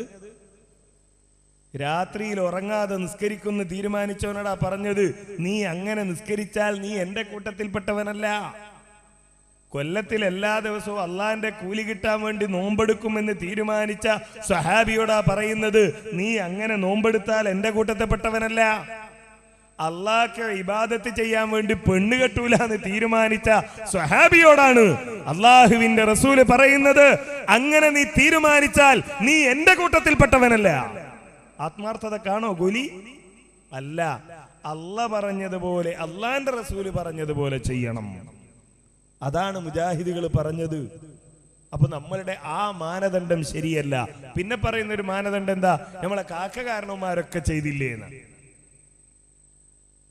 കൂടുതലൊന്നും ഞാൻ വിശദീകരിക്കുന്നില്ല. ശരി, കാക്കകാരണവന്മാര് ചെയ്തിടത്തേക്ക് തിരിച്ചു പോകാൻ ഇപ്പൊ നമ്മൾ തയ്യാറാണോ? ആണെങ്കിൽ പല ആസ്പത്രികളും പൂട്ടേണ്ടി വരൂലേ? ചികിത്സാ രംഗത്ത് എന്തായിരുന്നു ഈ സമുദായത്തിന്റെ അവസ്ഥ? ഇപ്പൊ അത് മാത്രമേ ഞാൻ പറയാൻ ഉദ്ദേശിക്കുന്നുള്ളൂ. കാരണം മന്ത്രവാദവും ഇതൊക്കെ നടത്തിയിരുന്ന ആളുകൾ ഈ സമൂഹത്തിൽ പെരുകുകയും അന്ധവിശ്വാസത്തിന്റെ ഏറ്റവും വലിയ കമ്പോളമായി കേരളം മാറുകയും ചെയ്യുന്ന ഒരു കാലത്താണ് നമ്മൾ ജീവിക്കുന്നത്. ഏത് വരെയെന്നറിയോ? കരുനാഗപ്പള്ളിയിൽ റമളാനിൽ ഹസീന എന്ന് പറയുന്ന ഒരു പാവപ്പെട്ട യുവതി കൊല ചെയ്യപ്പെട്ടു. അതിന്റെ അവരുടെ പ്രതികളുടെ മൊഴികളും അവരുടെ അനുഭവങ്ങളും ഒക്കെ കേട്ടാൽ മനുഷ്യർ കരഞ്ഞു പോകുന്ന തരത്തിൽ, അല്ലേ? ഈ കുട്ടിക്ക് ചികിത്സ എന്ന പേരിൽ ഈ മന്ത്രവാദി 6 മാസത്തോളമായി ചികിത്സ നടത്തുന്നു. ഭക്ഷണം കൊടുക്കില്ല, ഒരു പത്തിരിയും ഒരു ഗ്ലാസ് വെള്ളവും, ഭക്ഷണം, ഒരു ദിവസത്തെ ഭക്ഷണം. അങ്ങനെ ക്ഷീണിച്ച ഈ പെൺകുട്ടിയെ കമിഴ്ത്തി കിടത്തി, എന്നിട്ട് കൈ രണ്ടും പുറകിലേക്ക് വലിച്ചു പിടിക്കാൻ. കമിഴ്ത്തി കിടത്തിയിട്ട് ഈ ഒരു പെൺകുട്ടിയെ ഭക്ഷണം കൊടുക്കാതെ തളർന്ന ആ ശരീരത്തിന്റെ ഉടമയെ പുറകിലേക്ക് വലിച്ചു പിടിക്കാൻ. സ്വാഭാവികമായും വലിച്ചു പിടിക്കുമ്പോ പൊങ്ങിപ്പോരും. അങ്ങനെ പൊങ്ങിപ്പോരാതിരിക്കാൻ സമുദായത്തെ ചൂഷണം ചെയ്ത് അങ്ങാടികളിലെ കാളക്കൂറ്റന്മാരെ തടി പോലെ തടിച്ച് കൊഴുത്ത ഈ മുസ്ലിയാര് തന്റെ മുട്ടിൻകാൽ ഈ പെൺകുട്ടിയുടെ പുറകുഭാഗത്ത് നട്ടെല്ലിന്റെ അറ്റത്ത് അമർത്തിപ്പിടിക്കുന്നു. കാരണം ഇത് പൊങ്ങിപ്പോരാതിരിക്കാൻ. എന്നിട്ട് വലിച്ചു വളച്ചതിന്റെ പേരിൽ നട്ടെല്ല് തകർന്നു, ആന്തരാവയവങ്ങൾ തകർന്നു. എന്തിനായി വലിച്ചു പിടിച്ചതെന്നറിയോ? ഈ പെൺകുട്ടിയുടെ മൂക്കിലാണത്രേ ജിന്ന്. ഇത് സിറാജുദ്ദീൻ മൊയ്ലിയാരെ മാത്രം വിശ്വാസമല്ല, പിന്നെ ചികിത്സ നടത്തുന്ന ജമാൽ ചെറുവാടിന്റെ വിശ്വാസം അത് തന്നെയാണ്. ഈ മന്ത്രവാദ ചികിത്സ നടത്തുന്ന ജമാൽ ചെറുവാടിയുടെ വിശ്വാസം അതാണ്. ആരെങ്കിലും പറഞ്ഞതല്ല, ഞാൻ നേരിൽ കണ്ടതാണ്. ഒരു ദിവസം അദ്ദേഹത്തോടൊപ്പം രാത്രി താമസിക്കേണ്ട ഒരു ആവശ്യം ഉണ്ടായി എനിക്ക്. സുബഹിസ്കാരം കഴിഞ്ഞ് ഞങ്ങൾ അയാളുടെ റൂമിലേക്ക് ചെന്നു. എനിക്കൊരു ഫോൺ വന്ന് ഞാൻ പുറത്തേക്കിറങ്ങി ഫോൺ ചെയ്ത് ഒരു 5 മിനിറ്റ് കഴിഞ്ഞ് തിരിച്ചു കയറിയപ്പോ റൂമിലൊരു പയ്യനുണ്ട്, ഇങ്ങനെ കസേലേന്റെ മുകളിൽ തലയും പുറകിലേക്കാക്കിയിരിക്കുന്നു. ഈ ജമാൽ ഒരു പാത്രത്തിൽ വെള്ളവും കൊണ്ട് ഇങ്ങനെ നിൽക്കുകയാണ്. ജമാലിന് ദീൻ എത്ര അറിയാന്ന് എനിക്കറിയാം, ദുനിയാവ് എത്ര അറിയാന്ന് എനിക്കറിയാം. എന്നിട്ട് ഇവൻ ആയത്തുൽ കുർസി ഓതിയ വെള്ളം എന്ന് പറഞ്ഞിട്ട് ഇതിൽ നിന്ന് വെള്ളം എടുത്ത് ഈ തല ചരിച്ചു പിടിക്കുന്ന പയ്യന്റെ മൂക്കിലേക്ക് അടിച്ചു. ഈ ചെറുക്കൻ തല കുടഞ്ഞു. ഇത് കണ്ടുകൊണ്ടാണ് ഞാൻ കയറി ചെല്ലുന്നത്. ഈ ജമാൽ എന്റെ അടുത്ത് വന്നിട്ട് സ്വകാര്യം പറയാൻ, കണ്ട കായക്കൊടി, തരിമൂക്കിലാണ് ജിന്നുള്ളത്. ആയത്തുൽ കുർസി ഓതിയ വെള്ളം ചെന്നപ്പോ ജിന്ന് കിടന്ന് പടയാണ്. ഞാൻ പറഞ്ഞു, പൊന്നാര ജമാലെ, ഇതാര മൂക്കിലേക്ക് കുടഞ്ഞാലും പടയും. ചിലരെ പറ്റി പറയാറുണ്ട്, ചില അറിവുകാരെ പറ്റി, ഞങ്ങൾ പോത്തിനോട് സമ്മതം ചോദിച്ചിട്ടേ അറക്കാറുള്ളൂ. ഇപ്പൊ എങ്ങനെ നിങ്ങൾ പോത്തിനോട് സമ്മതം ചോദിക്കുക? അത് അറക്കാൻ വേണ്ടി കൊണ്ടുവന്ന് കെട്ടും. എന്നിട്ട് ഒരു പാട്ടയിൽ വെള്ളം എടുത്തിട്ട് ഈ പോത്തിന്റെ മൂക്കിലേക്ക് അടിക്കും. മൂക്ക് എന്ന് പറഞ്ഞാൽ ഏത് ജീവിയുടെ മൂക്കും സെൻസിറ്റീവ് ഏരിയ, വളരെ ദുർബലമായ ആ തൊലിയാൻ. അപ്പൊ ഈ പോത്ത് തലകൊടയും. അപ്പൊ ഈ വെള്ളം കൊടയുമ്പോ തന്നെ ചോദിക്കണ്ട, നിന്നെ അർത്തോട്ടെ, ഈ അർത്തോട്ടെ എന്ന് ചോദിച്ചിട്ടാണ് വെള്ളം കൊടയ. അപ്പൊ പോത്ത് സമ്മതം കിട്ടിയെന്നാണ്. ഇതേമാതിരിയാണ് ജമാലെ നീ ചെയ്തത് എന്ന് അന്ന് ജമാലിനോട് ഞാൻ പറഞ്ഞിരുന്നു. ഇത് സിറാജുദ്ദീൻ മൊയ്ലിയാരെ വിശ്വാസമാണ്, ജമാലിന്റെ വിശ്വാസമാണ്, ഹുസൈൻ സലഫിന്റെ വിശ്വാസമാണ്, PN-ന്റെ വിശ്വാസമാണ്, TK അഷ്റഫിന്റെ വിശ്വാസമാണ്, സദാദിന്റെ വിശ്വാസമാണ്, അഡ്വക്കേറ്റ് ഹബീബിന്റെ വിശ്വാസമാണ്. മൂക്കിലാണ് ഈ ജിന്നുള്ളത്. അവിടെ ആയത്തുൽ കുർസിയുള്ള വെള്ളം കുടിച്ചിട്ട് എന്ത് ചെയ്യണം? ശരിയാക്കണം. ഈ സിറാജുദ്ദീൻ മുസ്ലിയാർ എന്ത് തീരുമാനിച്ചു? ആയത്തുൽ കുർസി ഉണ്ടൊന്നും ഈ സാധനം പോവില്ല. അപ്പൊ ഇത് ശക്തിയിൽ ശ്വസിച്ച് പുറത്തേക്ക് വിടണം. അങ്ങനെ ശ്വാസത്തിന് ശക്തി കിട്ടണമെങ്കിൽ എന്ത് വേണം? ഈ പെണ്ണിനെ പുറകിലേക്ക് വലിച്ചു പിടിക്കണം. അങ്ങനെയാണ് വലിച്ചു പിടിക്കുന്നത്. എന്നിട്ട് പെണ്ണിനോട് ശ്വാസം കഴിക്കാൻ പറയാൻ. സിറാജുദ്ദീൻ മൊയ്ലിയാർ പറയാ മാത്രല്ല, സിറാജുദ്ദീൻ മുസ്ലിയാരുടെ അസിസ്റ്റന്റ് ഉണ്ട്, സഹായി. ആ സഹായി ജമാൽ ചെറുവാടിയെ പോലെയുള്ള ഒരാളല്ല, TK അഷ്റഫിനെ പോലെയുള്ള ആളുമല്ല. പിന്നെയോ കായംകുളത്തെ കോളേജിൽ MSc സുവോളജി ഫൈനൽ ഇയർ വിദ്യാർത്ഥിയാണ്. കായംകുളത്തെ ഒരു കോളേജിൽ MSc സുവോളജി ഫൈനൽ ഇയർ വിദ്യാർത്ഥിയാണ് ഈ ചെറുപ്പക്കാരൻ. അവൻ ഈ സ്ത്രീയുടെ മൂക്കിന് താഴെ കുപ്പി പിടിച്ചു കൊടുത്തു. എന്തിന്? മൂക്കിന്ന് ജിന്ന് ഇറങ്ങുമ്പോ ഈ കുപ്പിയിലേക്ക് വീഴാൻ. കുട്ടികൾക്കൊക്കെ അറിയാലോ, നമ്മളെ ബാലമംഗളത്തിലോ ബാലരമയിലൊക്കെ ഉണ്ട് ഡാഗിനിയും മായാവിയും ഒക്കെ. മായാവി എവിടെയെങ്കിലും വടിവെച്ചിരുന്നാൽ അപ്പോ ഡാഗിനി എന്ത് ചെയ്യും? വടിയെടുത്തിട്ട് കുപ്പി കയറാൻ പറയും. ഇത് വായിച്ച് പഠിച്ച സിറാജുദ്ദീൻ മുസ്ലിയാർ ഈ ജിന്നിനെ കുപ്പിയിലാക്കാൻ വേണ്ടി ഈ ചെറുപ്പക്കാരന് ഏർപ്പാട് ചെയ്തു. വിദ്യാഭ്യാസം കൊണ്ടല്ല ഇത് നടക്കുന്നത്. ആ ഒരു കാലത്താണ് നമ്മൾ ജീവിക്കുന്നത്, ആ ഒരു സമൂഹത്തിലാണ് നമ്മൾ ജീവിക്കുന്നത്. അതിന് റുഖിയ ശറഇയ്യ എന്ന പേരിട്ട്, വിസ്ഡം എന്ന പേരിട്ട് പുത്തൻ അവതാരങ്ങളായി ആളുകൾ രംഗത്ത് വരുന്ന ഒരു കാലത്താ ജീവിക്കുന്നത്. അവിടെ നിന്നുകൊണ്ടാ ചോദിക്കുന്നത്, ഈ കാര്യത്തിൽ തിരിച്ചു പോകാൻ കഴിയോ സമുദായത്തിന്? ഇല്ല. നമ്മുടെ കയ്യിലുള്ള മാലകളൊക്കെ എടുത്തു നോക്കൂ. ബദ്ർമാലയിൽ എന്താ ഉള്ളത്? ഏറെ മികന്തുള്ള പേറ്റി വരുത്തത്തിൽ ഇന്ത്യ സ്വഹാബികൾ പേരിനെ ചൊല്ലുകിൽ കൂറി മുടിയും മുനമ്പള്ള തന്നീന്ന് കുട്ടി പിറക്കലിൽ ഇല്ലാശക്കെന്നോവർന്ന്. എത്ര പ്രയാസപ്പെട്ട പ്രസവവേദനയായാലും ശരി, ഈ ബദരീങ്ങളുടെ പേര് പറഞ്ഞാൽ അപ്പൊ ഒരു കുഴപ്പമില്ലാതെ പ്രസവിക്കുന്ന, ഒരു സിസേറിയനും വേണ്ടാതർത്ഥം. ഇത് വിശ്വാസം മാത്രമായിരുന്നില്ല, പാട്ട് മാത്രമായിരുന്നില്ല. ഇപ്പോ നമ്മളെ ഭാര്യമാര് സഹോദരിമാരൊക്കെ ഗർഭിണിയായാൽ നമ്മൾ അടുത്തുള്ള 4-5 ഡ്രൈവർമാരെ നമ്പർ വാങ്ങിക്കും. കാരണം എന്താ? ഇവർക്ക് എന്തെങ്കിലും അസ്വസ്ഥത ഉണ്ടാ വിളിക്കാൻ. കാരണം എന്താ? ഒരുത്തനെ വിളിച്ചാൽ ചിലപ്പോൾ കിട്ടിക്കൊള്ളുന്നില്ല, ഓൻ എയർപോർട്ടിലാവും, മറ്റവനെ വിളിച്ചാൽ ടൗണിലാവും, മറ്റവൻ കുടുംബത്തോടൊപ്പം ടൂർ പോയിട്ടുണ്ടാവും. അപ്പൊ ഒരു 4-5 ആളെ നമ്പർ നമ്മൾ വാങ്ങി വെക്കും. എന്നിട്ട് വേഗം വരണം, ആസ്പത്രിയിൽ പോകണമെന്ന് പറയും. അത് ആ ഗർഭമുണ്ട് എന്നറിഞ്ഞത് മുതൽ ബേബി മിംസ് തുടങ്ങി ഏതെങ്കിലും ഒരു ആസ്പത്രിയിൽ സ്ഥിരമായി നമ്മൾ കാണിച്ചുകൊണ്ടേയിരിക്കും. അവിടെ നമ്മൾ കൊണ്ടുപോയി അഡ്മിറ്റ് ചെയ്യും. പണ്ടങ്ങനല്ല. പണ്ട് വീട്ടിൽ ഭാര്യ അല്ലെങ്കിൽ മകള് സഹോദരി ഗർഭിണിയായാൽ വീട്ടിലെ തലമുതിർന്ന കാരണം ഒരു പള്ളിയിലെ മൊയ്ലിയാരോട് പറയും, ഉസ്താദേ ഒന്ന് തികഞ്ഞു നിൽക്കുന്നുണ്ട് കേട്ടോ, എന്തെങ്കിലും ആവശ്യം വന്നാൽ ഞാൻ ചെക്കനെ പറഞ്ഞേക്കും, ഉസ്താദ് വരണം. എന്താ ഉസ്താദിന് അവിടെ പണി? ഈ പെൺകുട്ടി ഇങ്ങനെ വേദന കൊണ്ട് അസ്വസ്ഥത കാണിക്കുമ്പോ വാപ്പ പറയും, ഓടറ പള്ളിയിലേക്ക്, ഉസ്താദിനോട് പറ വേഗം വരാൻ. അപ്പൊ ചെക്കൻ ചെല്ലുമ്പോ ഉസ്താദ് വാതിലിന്റെ മുകളിൽ ഒരു പടി ഉണ്ടാവും, അതിന്റെ മുകളിൽ വെച്ച മൗലിദ് കിതാബ് എടുത്ത് അത് കക്ഷത്ത് വെച്ച് നടക്കും നേരെ ഈ വീട്ടിലെ.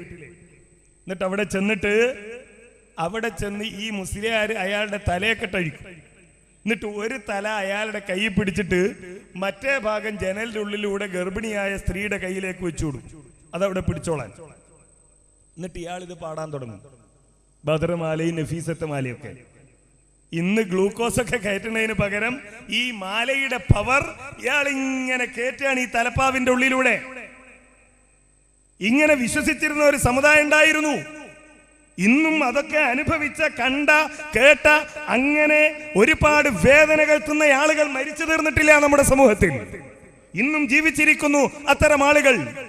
ഈ കാക്കകാരണവന്മാർ ചെയ്തു വെച്ച ആചാരം തിരിച്ചു കൊണ്ടുവരാൻ തയ്യാറാണോ സുന്നത്ത് ജമാഅത്തിന്റെ ആളുകളെന്ന് അവകാശപ്പെടുന്നവർ? ഇല്ല. അവരും ആശുപത്രികളല്ലേ സ്ഥാപിക്കുന്നത്. അവിടെ ഓപ്പറേഷൻ തിയേറ്റർ ഉണ്ട്, അവിടെ ലബോറട്ടറി ഉണ്ട്, അവിടെ സ്കാനിങ് യന്ത്രങ്ങളുണ്ട്, അവിടെ എക്സ്റേ യന്ത്രങ്ങളുണ്ട്, അവിടെ മറ്റ് സംവിധാനങ്ങളുണ്ട്. മാലയും മൗലിദും ചെല്ലുന്ന ഒരു കേന്ദ്രം സാക്ഷാൽ കാന്തപുരം സ്ഥാപിച്ച ആശുപത്രിയിൽ പോലും കാണാൻ കഴിയില്ല. എന്താ കാണാത്തത്? ഒരു സുന്നത്ത് ജമാഅത്തിന്റെ കർമ്മപഠന ഇന്ന് അതിന് കിട്ടൂല. ആരാ പോവുക? അവനാന്റെ ഭാര്യയൊക്കെ ജനങ്ങളോട് പറയും, നിങ്ങൾ മാല പാടിയാ മതി, മൗലിദ് ചെല്ലിയാ മതി എന്നൊക്കെ. അന്ന് പ്രസംഗിച്ച് മാല ഇല്ലാത്തതാണ്, മൗലിദ് ഇല്ലാത്തതാണ് നമ്മളെ നട്ടം എന്നൊക്കെ പറഞ്ഞ മൊയ്ലിയാരെ പിറ്റേന്ന് രാവിലെ ചെന്നൊക്കെ ഉണ്ടാവും ബേബീന്റെ ഓപ്പിയിൽ നിൽക്കുന്നത് ഭാര്യനെയും കൂട്ടിയിട്ട്. അതായിരുന്നു അവസ്ഥ. മാറിയില്ലേ? എന്തേ ബദരീങ്ങൾ പണി നിർത്തിയോ? മരുന്ന് കുപ്പിന്റെ ഒക്കെ മോളുണ്ടാവും, MFG EXP അല്ലേ? ഉണ്ടാക്കിയ തീയതി ഉണ്ടാവും, അവസാനിക്കുന്ന തീയതി ഉണ്ടാവും. എക്സ്പയറി ഡേറ്റ് കഴിഞ്ഞാൽ പിന്നെ ആ മരുന്ന് ഉപയോഗിക്കാൻ പാടില്ല, കണ്ടാ പോലീസ് പിടിക്കും. ഇതേമാതിരി ബദ്രമാലയ്ക്ക് എക്സ്പയറി ഡേറ്റ് ഉണ്ടോ? ഇത്ര കാലേ ബദരീങ്ങൾ പണിയെടുക്കുള്ളൂ, പിന്നെ ഇത് ബദരീങ്ങൾ ചെയ്യൂല? ഇല്ല. നമ്മുടെ സമുദായം അത് ചെയ്യില്ല. ഏതെങ്കിലും ഒരു മൊയ്ലിയാർ അങ്ങാടിയിൽ എഴുന്നേറ്റ് പ്രസംഗിക്കണം നിങ്ങൾ കേട്ടിട്ടുണ്ടോ? നിങ്ങൾ ബദ്രമാല ചെല്ലരുത്? ഇല്ല, മുജാഹിദുകളാ പറഞ്ഞത്. അത് സ്വീകരിച്ചു ഈ സമുദായം അല്ലേ? ഉറുക്ക്, ഏലസ്, ഐക്കല്ല്. ഇപ്പോ രാഷ്ട്രദീപികയുടെയും ഫ്ലാഷിന്റെ ഒക്കെ ഈ ഈവനിങ് എഡിഷനിൽ കൊടുക്കുന്ന പരസ്യങ്ങളിൽ ഒതുങ്ങി നിൽക്കുകയാണ്. അതിനപ്പുറത്തേക്ക് വളരെ ചുരുങ്ങിയ വിരലിലെണ്ണാവുന്ന ആളുകളിലേക്ക് മാത്രം കടന്നു ചെല്ലുന്ന അവസ്ഥ. മുമ്പ് അങ്ങനല്ല. മുമ്പ് സമുദായത്തെ തിരിച്ചറിയാനുള്ള അടയാളം. ഇപ്പൊ നമ്മള് സർട്ടിഫിക്കറ്റിലൊക്കെ black mole on the forehead എന്നൊക്കെ എഴുതുന്ന മാതിരി അന്നുണ്ടാവും ഒരു ചെണ്ട വലത്തേക്ക് അതിന്റെ മുകളില്, ഒരു ചെണ്ട ഇടത്തേക്ക് അതിന്റെ മുകളില്, ഒരു ചെണ്ട അരയില്, ഇങ്ങനെ കെട്ടി നടന്നിരുന്നു സമുദായം. പണ്ടൊന്നുമല്ല, എനിക്കറിയാം. ഞാൻ 1994 സ്കൂളിൽ ജോലിക്ക് പ്രവേശിക്കുന്നത്. അന്ന് എന്റെ സ്കൂളിലെ ഭൂരിപക്ഷം കുട്ടികളും മുസ്ലിം കുട്ടികളും ഒന്നുകിൽ കഴുത്തിൽ അല്ലെങ്കിൽ കൈത്തണ്ടയിൽ മന്ത്രിച്ച നൂല് കെട്ടി വരുന്നവരാണ്. ഇന്ന് അള്ളാന്റെ തൗഫീഖ് കൊണ്ട് ഒരൊറ്റ കുട്ടികളില്ല അത് കെട്ടുന്നത്. ഒരൊറ്റ കുട്ടികളില്ല. കുറെയൊക്കെ നമ്മൾ പറഞ്ഞു, കുറെയൊക്കെ സമുദായത്തിന് മനസ്സിലായി. ഇന്ന് ആരുണ്ട്? ഇനി അഥവാ കെട്ടുകയാണെങ്കിൽ തന്നെ അത് കുപ്പായത്തിന്റെയോ തുണിയുടെയോ ഒക്കെ ഭാഗമാണ് ആളുകൾ വിചാരിച്ചോട്ടെ എന്നുള്ള നിലക്ക് ചിലരൊക്കെ വാച്ചിന്റെ സ്ട്രാപ്പിന്റെ മുകളിലാണ് കെട്ടിവെക്കുക. അതായത് മന്ത്രിച്ചതാണോ എന്ന് ചോദിച്ചാൽ അത് വിചാരിക്കണ്ട, വാച്ചിന്റെ സ്ട്രാപ്പ് ഊരിപ്പോകാതിരിക്കാൻ കെട്ടിയതാണ് എന്ന് വിചാരിച്ചോട്ടെ എന്ന നിലയിൽ അത്രയും നാണക്കേടോടെ സമുദായം ഇത് കാണുന്ന അവസ്ഥയിലെത്തി. കാക്കകാരണവന്മാർ കൊണ്ടുപോവോ? ചെയ്തത് ചെയ്യുമോ? ഇല്ല. കാക്കകാരണവന്മാരെ തള്ളി എന്തൊക്കെ കാര്യത്തിൽ ഇങ്ങനെ പരിശോധിച്ചു നോക്കിയാൽ. അപ്പൊ അതല്ല ദീൻ. മറിച്ച് ദീന് നമ്മൾ മനസ്സിലാക്കേണ്ടത് പ്രമാണങ്ങളിൽ നിന്നാണ്. ദീന് നമ്മൾ മനസ്സിലാക്കേണ്ടത് അള്ളാഹുവിന്റെയും അള്ളാഹുവിന്റെ റസൂലിന്റെയും അധ്യാപനങ്ങളിൽ നിന്നാണ് എന്നാണ് മുജാഹിദ് പ്രസ്ഥാനം ഈ സമൂഹത്തെ പഠിപ്പിച്ചത്. അത് മുജാഹിദുകൾ മാത്രം ഉണ്ടാക്കിയതല്ല, മുജാഹിദുകൾ മാത്രം കണ്ടെത്തിയ എന്തെങ്കിലും സംവിധാനമോ ഏതെങ്കിലും തീരുമാനങ്ങളോ അല്ല. നമ്മൾ ആലോചിച്ചു നോക്കൂ. സുബ്ഹി നമസ്കാരത്തിന് ബാങ്ക് വിളിക്കുമ്പോ അസ്സലാത്തു ഖൈറും മിനൻ നൗം എന്ന് പറയും. ചില ആളുകൾ ചോദിച്ചു, എന്താ അസ്ർ നിസ്കാരത്തിന്റെ ബാങ്കിലും അതാക്കിയാൽ? കാരണം ചിലര് ചോറൊക്കെ തിന്ന് ഉറങ്ങണ നേരല്ലേ, എന്നാ പിന്നെ അസ്സലാത്തു ഖൈറും മിനൻ നൗം എന്ന് പറഞ്ഞൂടെ? പണ്ഡിതന്മാര് പറഞ്ഞു പറ്റില്ല. എന്തേ പറ്റാത്തത്? അത് അള്ളാന്റെ റസൂല് പഠിപ്പിച്ചത് സുബ്ഹി നിസ്കാരത്തിലാണ്. അസ്സലാത്തു ഖൈറും മിനൻ നൗമിന് കുഴപ്പമുണ്ടായോണ്ടല്ല, അസറിന് പറഞ്ഞ അർത്ഥം മാറുന്നതുകൊണ്ടല്ല, മറിച്ച് അള്ളാന്റെ റസൂല് പഠിപ്പിച്ചിട്ടില്ല. അള്ളാന്റെ റസൂല് പഠിപ്പിക്കാത്തത് കൊണ്ട് അത് ചെയ്യാൻ പാടില്ല എന്ന് പഠിപ്പിക്കപ്പെട്ട ഒരു സമുദായമാണ് നമ്മൾ. ആ നിലയിലാണ് വിഷയങ്ങളെ നമ്മൾ നോക്കിക്കാണേണ്ടത്. നബി സല്ലല്ലാഹു അലൈഹി വസല്ലമ പഠിപ്പിച്ചതാണോ സ്വീകരിക്കാം, അള്ളാന്റെ റസൂല് പഠിപ്പിക്കാത്തതാണോ തള്ളിക്കളയാം. ഇത് മുജാഹിദുകൾ പറയുമ്പോ ആദ്യം ചോദിക്കുന്ന ഒരു ചോദ്യം എന്താണെന്നറിയോ? അങ്ങനെയാണെങ്കിൽ നബി സല്ലല്ലാഹു അലൈഹി വസല്ലമ ഒരിക്കലെങ്കിലും മലയാളത്തിൽ ഖുതുബ നടത്തിയിട്ടുണ്ടോ എന്നാണ്. ഇല്ല. അതുകൊണ്ടാ നമ്മൾ അറബിയിൽ നടത്താൻ പാടില്ല എന്ന് പറയുന്നത്. അള്ളാന്റെ റസൂല് ഒരു ദിവസമെങ്കിലും തന്റെ മുമ്പിലിരിക്കുന്ന സ്വഹാബികൾക്ക് മനസ്സിലാകാത്ത മലയാള ഭാഷയിൽ ഖുതുബ നടത്തിയിരുന്നെങ്കിൽ കേരളത്തിലെ എല്ലാ മുസ്ലിയാക്കന്മാർക്കും ജനങ്ങൾക്ക് മനസ്സിലാകാത്ത അറബിയിൽ ഖുതുബ നടത്താമായിരുന്നു. ഒറ്റ ഖുതുബ അള്ളാന്റെ റസൂല് മലയാളത്തിൽ നടത്തിയില്ല. കാരണം എന്താ? സഹാബിയൊക്കെ മനസ്സിലാവില്ല. അതുകൊണ്ട് നമ്മൾ പറയുന്നു, നമ്മൾ ഖുതുബ ജനങ്ങൾക്ക് മനസ്സിലാകുന്ന ഭാഷയിൽ നടത്തണം. അള്ളാന്റെ റസൂലിന്റെ ഖുതുബ അങ്ങനെയാണ്. കാനത്തിൽ നബി സല്ലല്ലാഹു അലൈഹി വസല്ലം ഖുതുബത്താനി, അള്ളാന്റെ റസൂലിന് 2 ഖുതുബകൾ ഉണ്ടായിരുന്നു. എങ്ങനെ 2 ഖുതുബകൾ? യഖറഉൽ ഖുർആന വ യുദക്കിറുൻ നാസ്. അള്ളാന്റെ റസൂലിന്റെ ഖുതുബ എങ്ങനെയാ? നബി സല്ലല്ലാഹു അലൈഹി വസല്ലം ഖുർആൻ ഓതും, ജനങ്ങളെ ഉപദേശിക്കും. ഖുർആൻ ഓതിയിട്ട് ജനങ്ങളെ ഉപദേശിക്കലാണ്. എപ്പോഴാ ഒരു സംഗതി ഉപദേശമാകുക? ഈ ഹദീസ് വ്യാഖ്യാനിച്ചിട്ടാണ് ഇമാം ശാഫിഈയും ഇമാം നവവിയും ഒക്കെ പറഞ്ഞത് ഖുതുബയിൽ വഅള് നിർബന്ധമാണ്. എപ്പോഴാ ഒരു സംഗതി വഅളാകുക? ഒരാള് ഈ പറമ്പിൽ ഒരു കുഴിയുണ്ട് എന്ന് വിചാരിച്ചോളൂ. ആളുകൾ നടന്നു പോകുന്ന ഒരു വഴിയാണ്, അതിന്റെ അടുത്തൊരു കുഴിയുണ്ട്. അവിടെ സംസ്കൃതത്തിൽ ഒരു ബോർഡ്. എന്താ ബോർഡ്? കുഴിയുണ്ട് സൂക്ഷിക്കുക. സംസ്കൃതത്തിലാണല്ലോ. ഒരാളെ അതിൽ നടന്നുപോയി, യാദൃച്ഛികമായ അയാളെ കുഴിയിൽ വീഴും. കടയിൽ നിന്ന് ആളുകൾ കോടി വന്നിട്ട് ചോദിച്ചു, അല്ല ചങ്ങായി, ഇവിടെ അല്ലേ ബോർഡ് എഴുതി വെച്ചത്, അതൊന്ന് വായിച്ചു നോക്കിക്കൂടായിരുന്നു? ഇവൻ എന്ത് ബന്ധം? പണ്ട് റേഡിയോ ഉള്ള കാലത്താണെങ്കിൽ പ്രവാചകാഹ ബലദേവാനന്ദ സാഗരഹ എന്നും അവസാനം ഇതി വാർത്താഹ എന്നും പറയുന്ന ആ 2 സംഗതി കേൾക്കുമ്പോ ഇപ്പൊ വായിച്ചത് സംസ്കൃത വാർത്തയാണ് എന്ന് വായിക്കുന്ന ഒരു സാമാന്യ ബോധം ഉണ്ടായിരുന്നു. ഇപ്പൊ റേഡിയോ ഇല്ലാത്തത് കൊണ്ട് ഒരു ഇതി വാർത്തയെ ആരും കേൾക്കാറില്ല. ആ ഒരു മനുഷ്യന് ഈ സംസ്കൃതത്തിൽ എഴുതി വെച്ച ബോർഡ് ഉപദേശമാകുമോ? ഗവൺമെന്റ് ഹോസ്പിറ്റലിൽ നിന്ന് അല്ലെങ്കിൽ ഹെൽത്ത് ഡിപ്പാർട്ട്മെന്റിൽ നിന്ന് ഒരു ലഘുലേഖ നാട്ടിൽ വിതരണം ചെയ്യുന്നു. മഴക്കാല രോഗങ്ങളെ എങ്ങനെ സൂക്ഷിക്കണം എന്ന് പറഞ്ഞുകൊണ്ടാണ്. നോട്ടീസ് ഉണ്ടാക്കിയത് നേപ്പാളി ഭാഷയിലാണ്.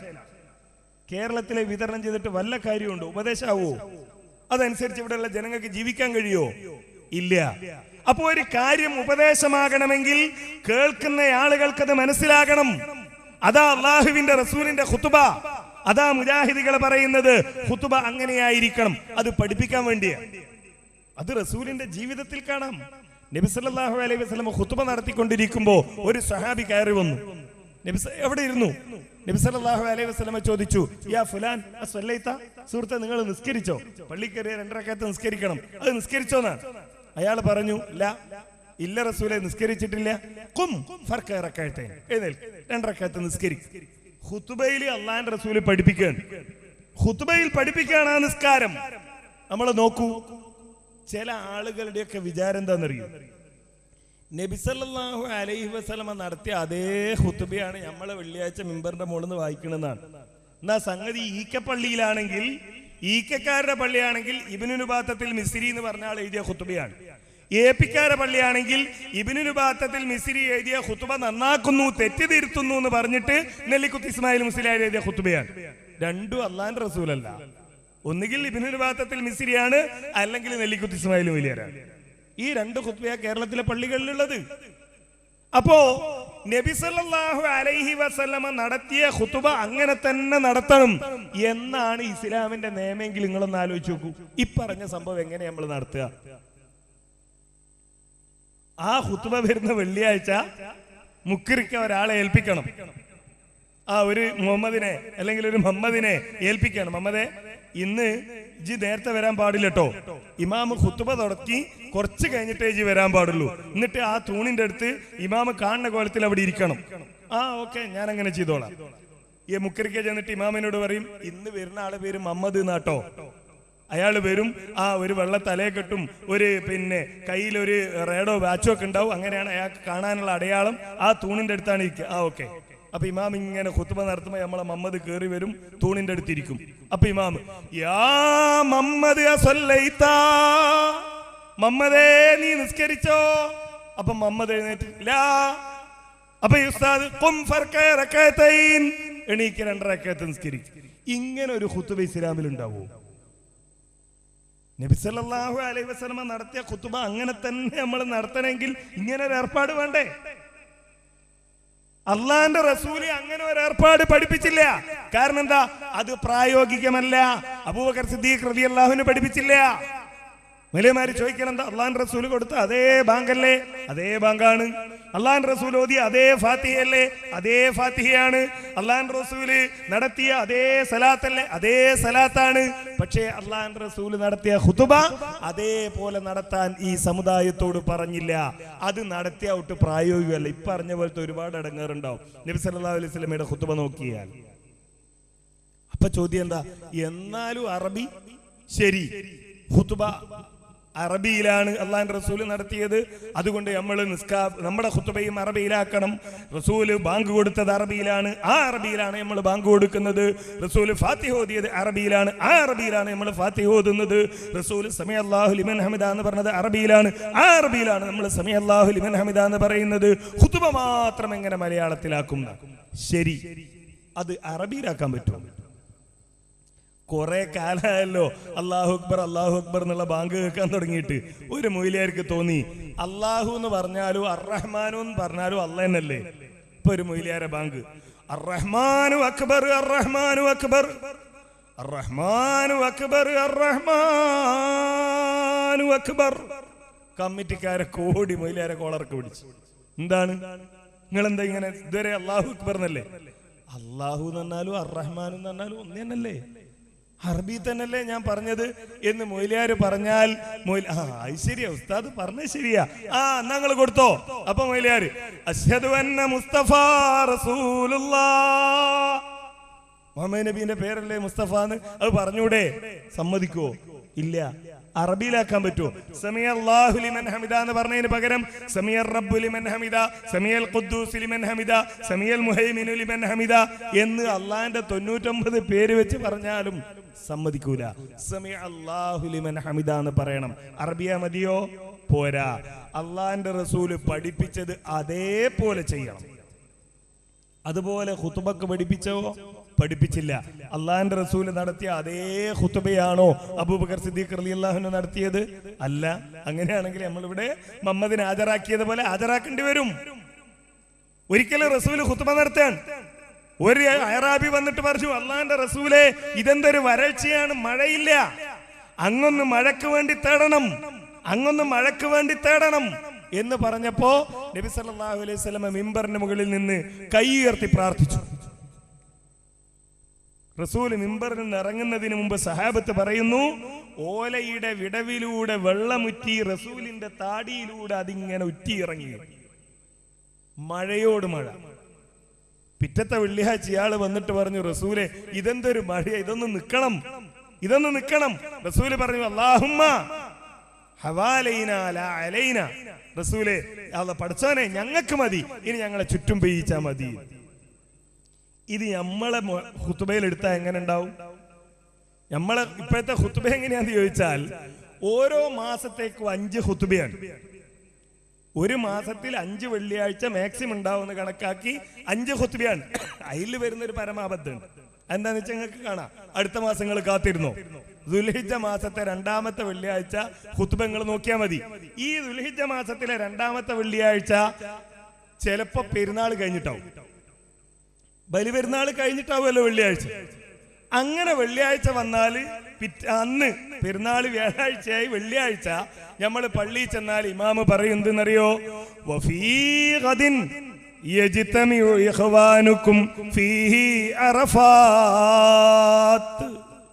നാളെ നിങ്ങളുടെ സഹോദരന്മാർ അറഫയിൽ ഒരുമിച്ച് കൂടും, അവരവിടെ വെച്ച് പടച്ച തമ്പുരാനോട് ഉറക്കത്തേടും, അതുകൊണ്ട് നിങ്ങളും റബ്ബിനോട് തേടിക്കോ. എപ്പോഴാ പറയണത്? ദുൽഹിജ്ജ 11-ാം തീയതി. 10-ാം തീയതി പെരുന്നാളും കഴിഞ്ഞ് രാവിലെ പത്തിരി ഇറച്ചിയിൽ നിന്ന് വീട്ടിൽ നിന്ന് വരുമ്പോ ആ ഒടിഞ്ഞു താങ്ങിയ ഒരു ഓലയിൽ നിന്ന് ഈർക്കിൽ പൊട്ടിച്ചെടുത്ത് അതും കൊണ്ട് പല്ലിന്റെ ഉള്ളിൽ കുത്തി അത് ഹൗലിന്റെ കരച്ചാടി ഒതുവെടുത്ത് പള്ളി കയറിയവരോടാണ് ഇമാമ് പറയണത്. എന്ത്? ദുൽഹിജ്ജ 12-ാം തീയതി എന്റെ കാരണം ഒരു അറഫയിൽ നിൽക്കുന്നുണ്ട്. ആരാ ഉണ്ടാവുക അറഫയിൽ? ക്ലീൻ ചെയ്യാനുള്ള ജോലിക്കാരുണ്ടാവും, വേറെ ആരെങ്കിലും അറഫയിൽ ഉണ്ടാവും? ഇല്ല. ഇതെന്തേ പറ്റിയത്? അത് ഇബ്നുൽ ബാത്തത്തിൽ മിസ്രി ഖുത്ബ ഉണ്ടാക്കിയപ്പോ 1ാമത്തെ ഖുത്ബ ഉണ്ടാക്കിയത് 1ാമത്തെ വെള്ളിയാഴ്ച, അതായത് ദുൽഹിജ്ജ 1 വെള്ളിയാഴ്ച കണക്കാക്കി. അപ്പൊ അടുത്ത വെള്ളിയാഴ്ച എപ്പോഴാ?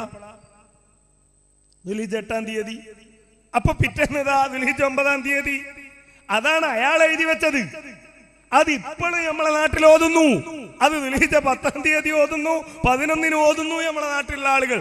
നാളെ അറഫയിൽ നിൽക്കുകയാണ്. ഇങ്ങനെ ഈ അടിസ്ഥാനത്തിൽ നമ്മൾ ഖുത്ബ ഉണ്ടാക്കിയാൽ ആലോചിച്ച് നോക്കൂ. മുഹറം മാസം എന്ന് പറഞ്ഞാൽ ചിലപ്പോ ഇവിടെ കോടം മഴയുള്ള സമയം, പള്ളിയിൽ വരാന് ആ സൂര്യന്റെയും പോപ്പിന്റെയും 2 കുട ഒന്നിച്ചു പിടിച്ചാലും പള്ളിയിൽ വരാൻ പറ്റാത്ത അവസ്ഥയിൽ എങ്ങനെയൊക്കെയോ പറ്റിപ്പിടിച്ച് ഒരു കുടയിൽ ഒതുങ്ങിക്കൂടി ആ തുണിയും ഷർട്ടും പാന്റും ഒക്കെ നനഞ്ഞ് പള്ളിയിലെത്തി നിൽക്കുമ്പോഴാണ് ഇമാമിന്റെ ദുആ, അല്ലാഹുമ്മ സ്ഖിനാ, പടച്ചോനെ മഴ പെയ്യിക്കണേ. കാരണം എന്താ? അള്ളാഹുവിന്റെ റസൂൽ നേരത്തെ ഖുത്ബ കാണാതെ പഠിച്ച് പറയാണ്, അല്ലാഹുമ്മ സ്ഖിനാ. കരണ്ടും ഇല്ല, അകപ്പള്ളിയിൽ വെളിച്ചവും ഇല്ല, ഇമാമിനെയും കാണുന്നില്ല, എന്തോ ഒരു കോലം വെള്ളം പൊതച്ച് ഇങ്ങനെ നിൽക്കണ കാണുന്ന മനുഷ്യന്മാരോടാ പറയണ. എന്ത്? ആമീൻ പറഞ്ഞോ? എന്തിനു? മഴ പെയ്യിക്കാൻ. ഇനി അല്ലെങ്കിൽ പെരും വെയിൽ, കന്നുകാലികളും മനുഷ്യരും കൃഷിയൊക്കെ പ്രയാസപ്പെടുന്ന സമയം. മഹല്ല് കമ്മിറ്റിക്കാര് പറഞ്ഞു അടുത്ത ആഴ്ച നമുക്ക് ഖത്തീബിനോട് മയക്ക് വേണ്ടി തേടാൻ പറയണം. അപ്പോഴാ ഇമാമ് കാലം മാറി മാറി വരുമ്പോ ഇമാമ് പറയാ, അല്ലാഹുമ്മ ലാ അലൈനാ ഹവാലൈനാ, പടച്ചനെ മഴ ഞങ്ങൾക്ക് വേണ്ടട്ടോ, മണക്കടവിൽ വേണ്ട, അപ്പുറത്തെ പെരുമണ്ണയും ആ ഫറോക്കിലൊക്കെ പെയ്യിപ്പിച്ചാൽ മതി, ഞങ്ങൾക്ക് വേണ്ട. ഇമാമിനെ അയാളെ നാട്ടിലെത്തുന്നവരെ അടിക്കൂലേ നമ്മള്? കാരണം ഇത് ഇയാളോട് പറയണമെന്ന് വിചാരിച്ച് നിൽക്കുമ്പോഴാ ഇയാളെ ദുആ. പാവപ്പെട്ട സമുദായം ആമീൻ ആമീൻ. കാരണം ഇമാമിന് ശ്വാസം മുട്ടുമ്പോ ആമീൻ പറയാൻ വിധിക്കപ്പെട്ട ആളുകളാണ്. എന്താ പറയണെന്ന് അറിയില്ല അല്ലേ? ഇതല്ലേ മുജാഹിദുകൾ ചെയ്തുകൊണ്ടിരിക്കുന്നത്, ഈ സമൂഹത്തോട് പറഞ്ഞുകൊണ്ടിരിക്കുന്നത്? ഇതല്ല നമ്മൾ ചെയ്യേണ്ടത്. ഇസ്ലാം എന്ന് പറഞ്ഞാൽ ഇങ്ങനെ ആളുകളെ പറ്റിക്കുന്ന, ആളുകളെ വഞ്ചിക്കുന്ന, ആളുകളെ ചൂഷണം ചെയ്യുന്ന ഒരേർപ്പാടല്ല എന്ന് മാത്രം മുജാഹിദുകൾ പറയുന്നത്. അത് പറയുമ്പോ ഉന്നയിക്കുന്ന ആരോപണങ്ങളാണിത്. ഈ പ്രാർത്ഥനയിൽ എന്ത് ആത്മാർത്ഥതയുണ്ട്? റമളാൻ 27 പള്ളിപ്പറമ്പൊക്കെ വെട്ടി വൃത്തിയാക്കുകയാണ്. എന്നിട്ടോ പള്ളിപ്പറമ്പിലേക്ക് വരുന്ന സാധുക്കളെ കാത്ത് നിൽക്കുകയാണ് ഏജന്റുമാര്. എന്തിന്? ഖബറിന്റെ അടുത്തേക്ക് പോകാൻ. ഞാൻ ചോദിക്കട്ടെ സഹോദര, നമ്മളെ 9 മാസത്തിലധികം ഗർഭം ചുമന്ന, വേദനിച്ച് നമ്മളെ പ്രസവിച്ച, നമ്മളെ വളർത്തിയ, നമുക്ക് വേണ്ടി പട്ടിണി കിടന്ന, നമുക്ക് വേണ്ടി മുണ്ടുമുറുക്കി കൊടുത്ത, നമുക്ക് വേണ്ടി അന്യന്റെ പറമ്പിൽ പോയി പണിയെടുത്ത നമ്മുടെ പാവപ്പെട്ട മാതാവിന് വേണ്ടി ആത്മാർത്ഥമായി പ്രാർത്ഥിക്കാനുള്ള ഒരു അവസരമുണ്ടോ? മുജാഹിദുകൾ ഖബർ സിയാറത്ത് വേണ്ടെന്ന് പറയുന്നില്ല. ഖബർ സിയാറത്ത് നടത്തണം, മരിച്ചോലോട് തേടാനല്ല, മരിച്ചോർക്ക് വേണ്ടി തേടാൻ. അള്ളാഹുവിന്റെ റസൂൽ പഠിപ്പിച്ചത് അതാണ്.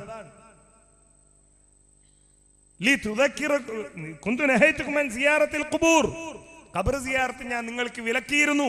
അലാ ഫസൂറുഹ, നീ നിങ്ങളെ സന്ദർശിച്ചോളൂ. ഫഇന്നഹാ തുദക്കിറുകുമുൽ ആഖിറ, പരലോകത്തെ കുറിച്ച് ഓർമ്മിക്കാനാ. അതിനാ ഖബർ സിയാറത്ത്.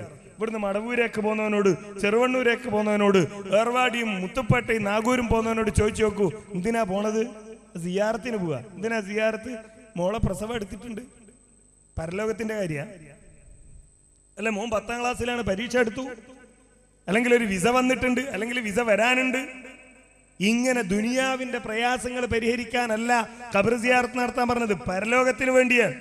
നമ്മുടെ നാട്ടിലെ പള്ളിയിൽ ഇങ്ങനെ കയറി ചെല്ലുമ്പോ, ഖബറുകൾ കാണുമ്പോ, ഇന്ന് എന്റെ നാട്ടിൽ എന്റെ അയൽവാസിയായ ഒരു പെൺകുട്ടിയുടെ ഭർത്താവ് ഖത്തറിൽ വെച്ച് ആക്സിഡന്റിൽ മരണപ്പെട്ടിരിക്കുന്നു. 25 വയസ്സ് പ്രായമുള്ള ഒരു ചെറുപ്പക്കാരൻ, വിവാഹം കഴിഞ്ഞിട്ട് ഏതാനും ദിവസങ്ങൾ മാത്രം ഒന്നിച്ച് താമസിച്ച് വിദേശത്ത് പോയ ചെറുപ്പക്കാരൻ മരണപ്പെട്ടു എന്ന വാർത്തയാണ്. ഒരുപക്ഷെ ഇന്നലെ രാവിലെ ആ ഭാര്യ ഭർത്താക്കന്മാർ ടെലിഫോണിൽ സംസാരിച്ചിരിക്കാം. ഇന്നലെ വെള്ളിയാഴ്ചയാണ്, എല്ലാ ഗൾഫുകാരും വിളിക്കുന്ന ദിവസമാണ്. സംസാരിച്ചിരിക്കാം, സ്വപ്നങ്ങൾ പങ്കുവെച്ചിരിക്കാം. നാളെ ആ പെൺകുട്ടിയുടെ വീട്ടിലേക്ക് എത്താൻ പോകുന്നത് ആ ചെറുപ്പക്കാരന്റെ മയ്യത്താണ്. പള്ളിപ്പറമ്പിലേക്ക് കയറി ചെല്ലുമ്പോ അത്തരം ഒരുപാട് സ്വപ്നങ്ങളിൽ മരിച്ചു വീണ പാവപ്പെട്ട ചെറുപ്പക്കാരുടെ ഖബർ കാണുമ്പോ എന്നെപ്പറ്റി, നമ്മൾ ഓരോരുത്തരെ പറ്റി നമ്മൾ ആലോചിക്കും. നാട്ടിൽ പോക്കിരികളായിരുന്നവർ, നാട് അടക്കി ഭരിച്ചിരുന്നവർ, പാവപ്പെട്ട മനുഷ്യന്റെ മുഖത്തേക്ക് കാർക്കിച്ച് തുപ്പിയവർ, അള്ളാഹുവിന്റെ പള്ളിയിലേക്ക് ഒരിക്കൽ പോലും കടന്നു വരാത്തവർ, ഈ ആളുകളുടെയൊക്കെ മയ്യത്ത് കാണുമ്പോ പരലോകത്തെ കുറിച്ച് ഓർമ്മ വരും. അതിനാ അള്ളാഹുവിന്റെ റസൂൽ ഖബർ സിയാറത്ത് നടത്താൻ പറഞ്ഞത്, ആ ഉമ്മാക്ക് ആ ഉപ്പാക്ക് വേണ്ടി പ്രാർത്ഥിക്കാൻ. പക്ഷെ ഇപ്പൊ എന്താ നടക്കുന്നത്? റമദാൻ 27 ഒരു പ്രാർത്ഥനാ ചടങ്ങാണ്. നമ്മളിങ്ങനെ പള്ളിയിലേക്ക് ചെല്ലുക, മൊയ്ലിയാരെ കൂട്ടുക, എന്നിട്ട് മൊയ്ലിയാർ എന്തൊക്കെയോ പ്രാർത്ഥിക്കുക, മൊയ്ലിയാർ ഒച്ച നിൽക്കുമ്പോ നമ്മൾ ആമീൻ പറയുക. അതിനപ്പുറത്ത് ആ ഖബറിന്റെ അടുത്ത് പോയി ഒരു തുള്ളി കണ്ണീരൊഴുക്കി പ്രാർത്ഥിച്ച എത്ര ആളുകളുണ്ട് നമ്മുടെ കൂട്ടത്തിൽ? ഉമ്മാക്ക് വേണ്ടി, ഉപ്പാക്ക് വേണ്ടി, മാതാപിതാക്കൾക്ക് വേണ്ടി, പൂർവികന്മാർക്ക് വേണ്ടി, മഹാന്മാർക്ക് വേണ്ടി. ഇല്ല, നമ്മൾ പ്രാർത്ഥിക്കാറില്ല. അത് ഒരു സമൂഹത്തിന്റെ ആ ഡ്യൂട്ടിയായി വിട്ടുകൊടുത്തിരിക്കുകയാണ്. പണ്ടൊക്കെ എങ്ങനെയാന്ന് ചോദിച്ചാൽ ആ യാസീനാണ് കൂലി കൂടുതൽ, ഫാത്തിഹയ്ക്ക് കൂലി കുറവ്. പടച്ചവന്റെ അടുത്തല്ല, ഇവിടെ പടച്ചവന്റെ അടുത്ത് ഇതിന് രണ്ടിനും കൂലിയില്ല. കാരണം ഇത് ദീനിലില്ലാത്തൊരു സംഗതിയാണ്. ഇവിടെ കൂലി കൂടുതൽ യാസീനാണ്. അപ്പോ അന്നൊക്കെ മൗലവിമാര് ചെയ്തിരുന്ന ഒരു പണി എന്താന്ന് വെച്ചാൽ, ഒരു വലിയ ചരടെടുക്കും. റമദാന് ഒരു 20 അങ്ങനെ ചരട് വാങ്ങും. എന്നിട്ട് യാസീൻ ഓതി കെട്ടു. ഇതിന്റെ മുകളിൽ യാസീൻ ഓതും, ഓതിയിട്ട് ഊതിയിട്ടൊരു കെട്ട്. അടുത്ത യാസീൻ ഓതും, വീട്ടിൽ വെറുതെ ഇരിക്കുമ്പോൾ ഓതുക, അടുത്ത കെട്ട്, അടുത്ത കെട്ട്. ഇങ്ങനെ ചരടിന്റെ മുകളിൽ മുഴുവൻ കെട്ടാൻ. എന്നിട്ട് റമദാൻ 27 അന്നൊരു ഇറക്കാണ് ഈ ചരടുമായിട്ട്. എന്നിട്ട് പോയിരുന്ന് എന്നിട്ട് ഫാത്തിഹ അങ്ങോട്ട് ഓതി മെല്ലി കെട്ടഴിക്കും. ഇതാ കെട്ടഴിച്ചതിന്റെ അർത്ഥം ഒരു യാസീൻ ഇവിടെ ഓതിക്കഴിഞ്ഞു എന്നാ. കാരണം കസ്റ്റമേഴ്സിനെ കൂടുതൽ കിട്ടണമെങ്കിൽ ഒരു യാസീൻ ഓതിയാൽ ആകെ 3 ഖബറിന്റെ മുകളിൽ പോകാൻ കഴിയുള്ളൂ. അപ്പം ചുരുങ്ങിയ സമയം കൊണ്ട് കൂടുതൽ കസ്റ്റമേഴ്സിനെ കിട്ടണം. അതിനെ എഴുത്തു വെച്ച പണിയാണ് ഈ കെട്ടിടുന്ന ഏർപ്പാട്. ഇപ്പോഴും അങ്ങനെ തന്നെ ഈ ജാതി ഏർപ്പാടുകളുമായി നടക്കുന്ന ഒരു ഏർപ്പാടിനല്ല ഇസ്ലാം ഖബർ സിയാറത്ത് പഠിപ്പിച്ചത്. ഇത് പറഞ്ഞതാ മുജാഹിദുകൾ ചെയ്ത തെറ്റ്? ഈ ഒരു ആദർശത്തിലേക്ക് ക്ഷണിച്ചതാണോ മുജാഹിദുകൾ ചെയ്ത തെറ്റ്? മുജാഹിദുകൾ പ്രമാണത്തിന്റെ അടിസ്ഥാനത്തിലേ പറഞ്ഞിട്ടുള്ളൂ. മുജാഹിദുകൾ പ്രമാണത്തിലേക്ക് ഈ സമൂഹത്തെ ക്ഷണിച്ചിട്ടുള്ളൂ. ഞങ്ങൾ ഈ സമൂഹത്തിലുള്ള മുജാഹിദികളെ എതിർക്കുന്ന, മുജാഹിദികളെ കുറ്റപ്പെടുത്തുന്ന, മുജാഹിദികളെ ആക്ഷേപിക്കുന്ന, മുജാഹിദികൾ എന്തോ അപരാധം ചെയ്യുന്നവരാണ് എന്ന് വിശ്വസിക്കുന്ന ഈ സമുദായത്തിലെ മുഴുവൻ ആളുകളോടും പറയുന്നു, പ്രിയപ്പെട്ടവരെ, ഇതാ നിങ്ങളുടെ കയ്യിലേക്ക് ഞങ്ങൾ ത്രാസ് നൽകിയിരിക്കുന്നു. ഒന്ന് പോയി തൂക്കി നോക്കുക. അതൊന്നും ഞമ്മക്ക് തൂക്കാൻ കഴിയൂല. അതൊക്കെ ഉസ്താദുമാര് ചെയ്യേണ്ട പണിയാണ്. അല്ല പറഞ്ഞിട്ടുള്ള ഒരു മഹലിൽ ഉസ്താദിന് ബുദ്ധി, പള്ളി കമ്മിറ്റി പ്രസിഡന്റിന് ബുദ്ധി, സെക്രട്ടറിക്ക് ബുദ്ധി, ബാക്കിയുള്ളവർക്കൊന്നും ബുദ്ധി കൊടുക്കൂല എന്നല്ല പറഞ്ഞിട്ടില്ല. ഓരോരുത്തരും അവനവന്റെ ബുദ്ധിക്കനുസരിച്ച് തീരുമാനിക്കണം. ദുനിയാവിന്റെ കാര്യത്തിൽ എന്തെങ്കിലും മടിയുണ്ടോ? ഇപ്പൊ എന്താ ചിലര് പറയാന്നറിയോ? അങ്ങള് പറയുന്നത് 11 ഓല് പറയുന്നത് 23, വേറെ കൂട്ടർ പറയുന്നത് എത്രയായാലും കുഴപ്പമില്ല, അതുകൊണ്ട് ഞങ്ങൾ ഒന്നിലും ഇല്ല എന്ന് പറയുന്ന ആളുകളെ നമ്മൾ കാണും. അതുകൊണ്ട് ഞങ്ങൾ ഇതിനൊന്നുമില്ല. അങ്ങനെയാണോ ദുനിയാവിന്റെ കാര്യം? സ്വന്തം കുട്ടിക്ക് രോഗം വന്നു, ഇവിടെ ഒരു ഡോക്ടറെ കാണിച്ചു, ശരിയായില്ല. ഫറൂഖെ കൊണ്ടുപോയി കാണിച്ചു, റെഡിയായില്ല. അപ്പൊ വേറൊരു ഡോക്ടറെ കാണിച്ചു, റെഡിയായില്ല. അപ്പൊ ഒരാൾ വന്നിട്ട് പറഞ്ഞു, എന്താണ് ഇങ്ങനെയെന്നൊക്കെ ചോദിച്ച് ആ കുട്ടിക്ക് ഇങ്ങനെയാണ്. ഇതിന് ഏറ്റവും നല്ല ചികിത്സ അലോപ്പതിയാണ്, ഇന്ന ഡോക്ടർ നിങ്ങൾ കണ്ടോളൂ എന്നാണ്. അയാൾ പോയി കുറച്ച് കഴിഞ്ഞപ്പോ വേറൊരാൾ വന്നു, എന്താണ് വിഷയം? ഇതാണല്ലേ പ്രശ്നം, ഇതിന് ഹോമിയോ ബെസ്റ്റാട്ടോ, ഇങ്ങനെ മാറിയതിനുള്ള ഒരുപാട് അനുഭവം ഉണ്ട്, നിങ്ങളൊന്ന് കൊണ്ടുപോയി നോക്കൂ എന്നിട്ട് വേറൊരു ഡോക്ടറെ പേര് പറഞ്ഞു. വേറൊരു ചങ്ങായി വന്നിട്ട് പറഞ്ഞു ആയുർവേദമാണ് നല്ലത്. വേറൊരാൾ വന്നിട്ട് വേറൊന്ന് പറഞ്ഞു. ഇതൊക്കെ കേട്ടാ നമ്മളെന്താ പറയാ? ഒരുത്തൻ പറയുന്നു അലോപ്പതി, മറ്റവൻ പറയുന്നു ആയുർവേദം, മറ്റവൻ പറയുന്നു ഹോമിയോപ്പതി. ഞാൻ എന്റെ കുട്ടീനെ എവിടെയും കൊണ്ടുവന്നില്ല, എവിടെ കിടന്നോട്ടെ എന്ന് തീരുമാനിക്കുമോ? ഇല്ല. ഓരോരുത്തരും പറഞ്ഞതിൽ നിന്ന് എന്താണ് ഇതിനുള്ള കാര്യം എന്ന് മനസ്സിലാക്കും. ആ ഡോക്ടർമാരെ പറ്റി പഠനം നടത്തും. എന്നിട്ട് നമ്മുടെ കുട്ടിക്ക് ബെസ്റ്റ് ചികിത്സ നൽകും. അല്ലേ? എന്തേ ദീനിന്റെ കാര്യത്തിൽ ഇതായിക്കൂടെ? പഠിക്കാനും മനസ്സിലാക്കാനുമുള്ള എന്തെല്ലാം മാർഗങ്ങൾ. നേരത്തെ പറഞ്ഞതുപോലെ മടവൂരിലേക്ക്, നാഗൂരിലേക്ക്, അജ്മീരിലേക്കൊക്കെ പോകുന്നതിന് മുമ്പ് ഉസ്താദുമാരോട് ചോദിക്കുക, അല്ല ഉസ്താദെ, അള്ളാന്റെ റസൂല് ഏതെങ്കിലും ഒരു ഖബർ ഇതുപോലെ കെട്ടിയുയർത്തിയിട്ട് അവിടത്തേക്ക് സഹാബികളെ കൊണ്ടൊരു സിയാറത്ത് ടൂർ നടത്തിയിരുന്നോ എന്ന് ചോദിക്കുക. ഉസ്താദ് അതേ എന്ന് പറഞ്ഞിട്ടുണ്ടെങ്കിൽ ഇവിടെയുള്ള മുജാഹിദ് പ്രവർത്തകരോട് പറയാ, ഉസ്താദ് പറഞ്ഞണല്ലോ ഇങ്ങനെ കൊണ്ടുപോയിന്, എവിടെയാണ് തെളിവ് എന്ന് ചോദിക്കുക. പഠിക്കുക, അതിന്റെ ദുർബലത ബോധ്യപ്പെടും. ഏത് കാര്യമെടുത്താലും ഇങ്ങനെ തെളിവുകളിൽ നിന്ന് പരിശോധിച്ച് മനസ്സിലാക്കുവാൻ കഴിയുന്ന സാഹചര്യമുണ്ട്. ആ സാഹചര്യം ഉപയോഗപ്പെടുത്തണം. എന്തുകൊണ്ടെന്നറിയുമോ? അല്ലാഹു സുബ്ഹാനഹു വ തആല പറഞ്ഞു, വലാ തഖഫു മാ ലൈസ ലക ബിഹി ഇൽം. നിങ്ങൾക്ക് അറിവില്ലാത്ത കാര്യമല്ല നിങ്ങൾ ചെയ്യേണ്ടത്, നിങ്ങൾക്ക് വിവരമില്ലാത്തതല്ല നിങ്ങൾ ചെയ്യേണ്ടത്. ആ വിവരമുണ്ടാക്കുവാൻ ഇന്ന സമഅ വൽ ബസറ വൽ ഫുആദ്, അല്ലാഹു സുബ്ഹാനഹു വ തആല കാണാൻ കണ്ണ് നൽകിയിട്ടുണ്ട്, കേൾക്കാൻ ചെവി നൽകിയിട്ടുണ്ട്, കാണുന്ന കാര്യങ്ങളെക്കുറിച്ച്, കേൾക്കുന്ന കാര്യങ്ങളെക്കുറിച്ച് ചിന്തിക്കുവാൻ ബുദ്ധി നൽകിയിട്ടുണ്ട്. വെറുതെ നൽകിയതല്ല. കുല്ലു ഉലൈക കാന അൻഹു മസ്ഊല. ഓരോരുത്തരും പരലോകത്ത് ചോദ്യം ചെയ്യപ്പെടും. എന്തേ ചിന്തിച്ചില്ല എന്ന് ചോദിക്കുമ്പോ, പടച്ചോനെ, അത് ഞാൻ ചിന്തിക്കാനുള്ള കാര്യമൊക്കെ ഉസ്താദിനെ ഏൽപ്പിച്ചിരുന്നു, മൂപ്പരാണ് എനിക്ക് വേണ്ടി ചിന്തിച്ചത്. പറഞ്ഞൊഴിയാൻ കഴിയില്ല പ്രിയപ്പെട്ടവരെ. നമ്മൾ റബ്ബിനോട് സമാധാനം പറയേണ്ടി വരും, നമ്മൾ റബ്ബിന്റെ മുമ്പിൽ മറുപടി പറയേണ്ടി വരും. ഇന്നു മാത്രമല്ല അതിന്റെ ശിക്ഷ നമ്മൾ ഏറ്റുവാങ്ങേണ്ടി വരും. ഒരാളും പരലോകത്ത് നമ്മളെ സഹായിക്കാനുണ്ടാവില്ല. ഈ തിരിച്ചറിവാണ് ഈ വിഷയത്തിൽ ഏറ്റവും പ്രധാനമായി നമുക്കുണ്ടാകേണ്ടത്. ഒരു വിഷയം കൂടി സൂചിപ്പിക്കട്ടെ. മുജാഹിദികൾ ദീനിനെതിരെ ചെയ്യുന്നു എന്ന് പറയുന്നത് എന്താ? ഒന്ന്, അള്ളാന്റെ റസൂല് പെണ്ണുങ്ങളെ പള്ളിയിൽ കൊണ്ടുപോയിട്ടില്ല, മുജാഹിദികൾ പെണ്ണുങ്ങളെ പള്ളിയിൽ കൊണ്ടുപോകുന്നു എന്നാണ്. നോക്കുക, നമ്മള് ത്രാസുണ്ടല്ലോ കയ്യിൽ.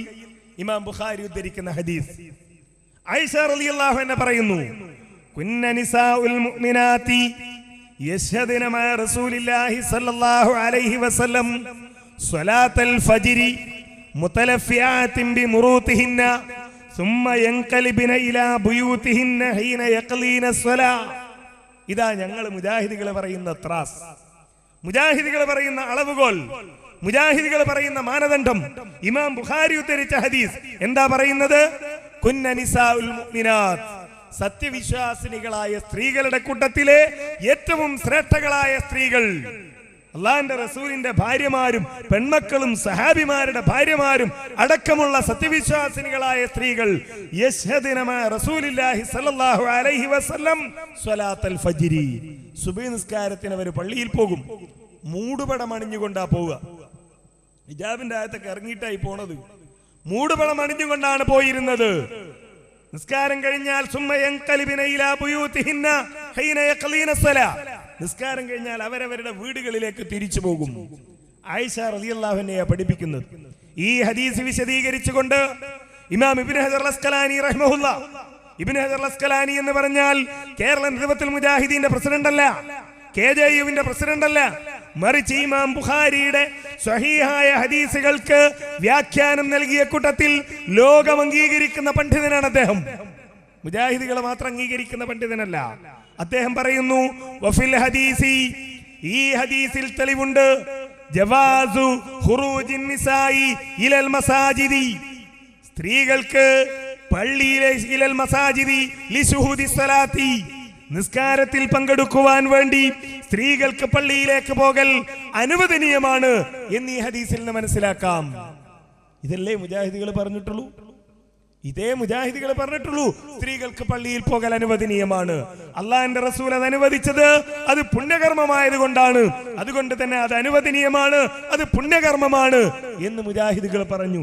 ഈ ഹദീസിന്റെ അടിസ്ഥാനത്തിൽ ആതിഖ റളിയല്ലാഹു അൻഹ പറയുന്നു, ഉമിർന അൻ നഖ്റുജ വനുഖ്രിജൽ ഹുയ്യള വൽ അവാതിഖ. പെരുന്നാൾ ദിവസം ഈദ് മുസല്ലയിലേക്ക്, പെരുന്നാൾ നിസ്കാര സ്ഥലത്തേക്ക് ഞങ്ങളോട് പുറപ്പെടാൻ പറഞ്ഞു. വീട്ടിലുള്ള കന്യകമാരെയും പെൺകുട്ടികളെയും ഒക്കെ ഞങ്ങളോട് ഒപ്പം കൂട്ടാൻ പറഞ്ഞു. ആര്?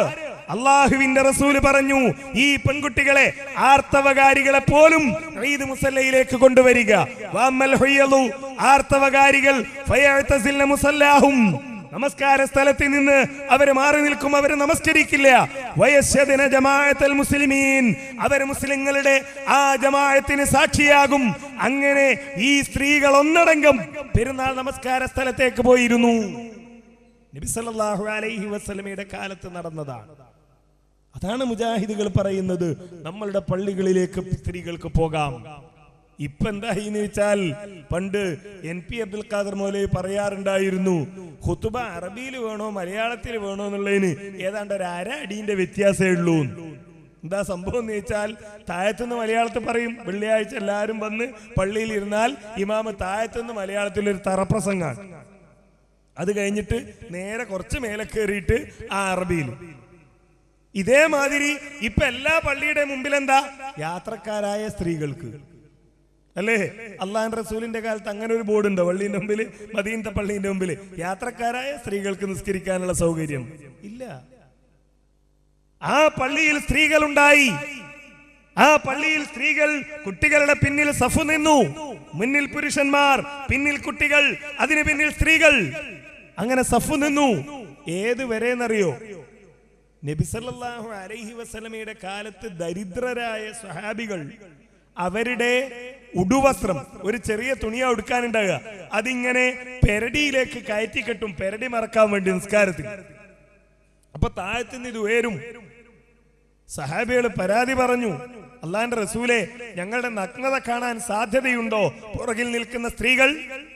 നബി സല്ലല്ലാഹു അലൈഹി വസല്ലമ സ്ത്രീകളോട് പറഞ്ഞെന്താണെന്നറിയോ? ഇപ്പൊ ഉള്ള ആണുങ്ങൾക്കൊന്നും ചിലർക്കൊക്കെ ഡ്രസ്സ് കുറവാണ്, അതുകൊണ്ട് നഗ്നത കാണാൻ സാധ്യതയുണ്ട്, നിങ്ങളൊക്കെ വീട്ടിൽ പോയി നിസ്കരിച്ചാൽ മതി എന്നല്ല. പിന്നെയോ, ലാ തർഫഅന റൂസകുന്ന ഹത്താ യസ്തവിയ റിജാലു ജുലൂസ. ആണുങ്ങൾ നേരെ ഇരിക്കുന്ന ഒരു സമയമുണ്ടല്ലോ, ഞാൻ അല്ലാഹു അക്ബർ പറഞ്ഞാൽ പുരുഷന്മാർ നേരെ ഇരിക്കുന്ന സമയം കഴിഞ്ഞിട്ടേ നിങ്ങൾ തല ഉയർത്താൻ പാടുള്ളൂ എന്നാ അല്ലാഹുവിന്റെ റസൂൽ പഠിപ്പിച്ചത്. അങ്ങനെയാ, അല്ലാണ്ട് നിങ്ങളാരും പള്ളിയിൽ വരണ്ടെന്നല്ല. ഇത് എല്ലാ വിഷയത്തിലുമുള്ള മാനദണ്ഡമാണ്. വളരെ കൃത്യം, വളരെ ലളിതം, എല്ലാവർക്കും മനസ്സിലാക്കാൻ കഴിയുന്നത്. അതുകൊണ്ട് ഇതൊന്ന് പഠിക്കണം. ദുനിയാവിന്റെ കാര്യത്തിനല്ല. ഈ ലൈബ്രറിയിൽ വന്ന് ഈ പുസ്തകങ്ങൾ വായിച്ചാൽ, ഈ CD-കൾ കേട്ടാൽ ഇവിടെയുള്ള പ്രവർത്തകന്മാർക്ക് ദുനിയാവിൽ ഒന്നും കിട്ടാൻ പോകുന്നില്ല. ദുനിയാവ് ഒന്നും ഞങ്ങൾ ആവശ്യപ്പെടുന്നില്ല. മറിച്ച് ഇതൊന്ന് കേൾക്കണം, ഇതൊന്ന് പഠിക്കണം, ഇതൊന്ന് മനസ്സിലാക്കണം. ഞങ്ങളെ സംബന്ധിച്ചിടത്തോളം, ഇസ്ലാഹി പ്രസ്ഥാനത്തിന്റെ പ്രവർത്തകന്മാരെ സംബന്ധിച്ചിടത്തോളം, മഅ്ദിറത്തുൻ ഇലാ റബ്ബിക്കും, ഞങ്ങളുടെ റബ്ബിന്റെ മുമ്പിൽ ഞങ്ങളുടെ കാരണം ബോധിപ്പിക്കലാണിത്. പടച്ച തമ്പുരാനെ, ഞങ്ങളുടെ കഴിവിന്റെ പരമാവധി നിന്റെ ദീനിന്റെ യഥാർത്ഥ സന്ദേശം ഈ ജനങ്ങളെ പഠിപ്പിക്കാൻ ഞങ്ങൾ അധ്വാനിച്ചിട്ടുണ്ട്.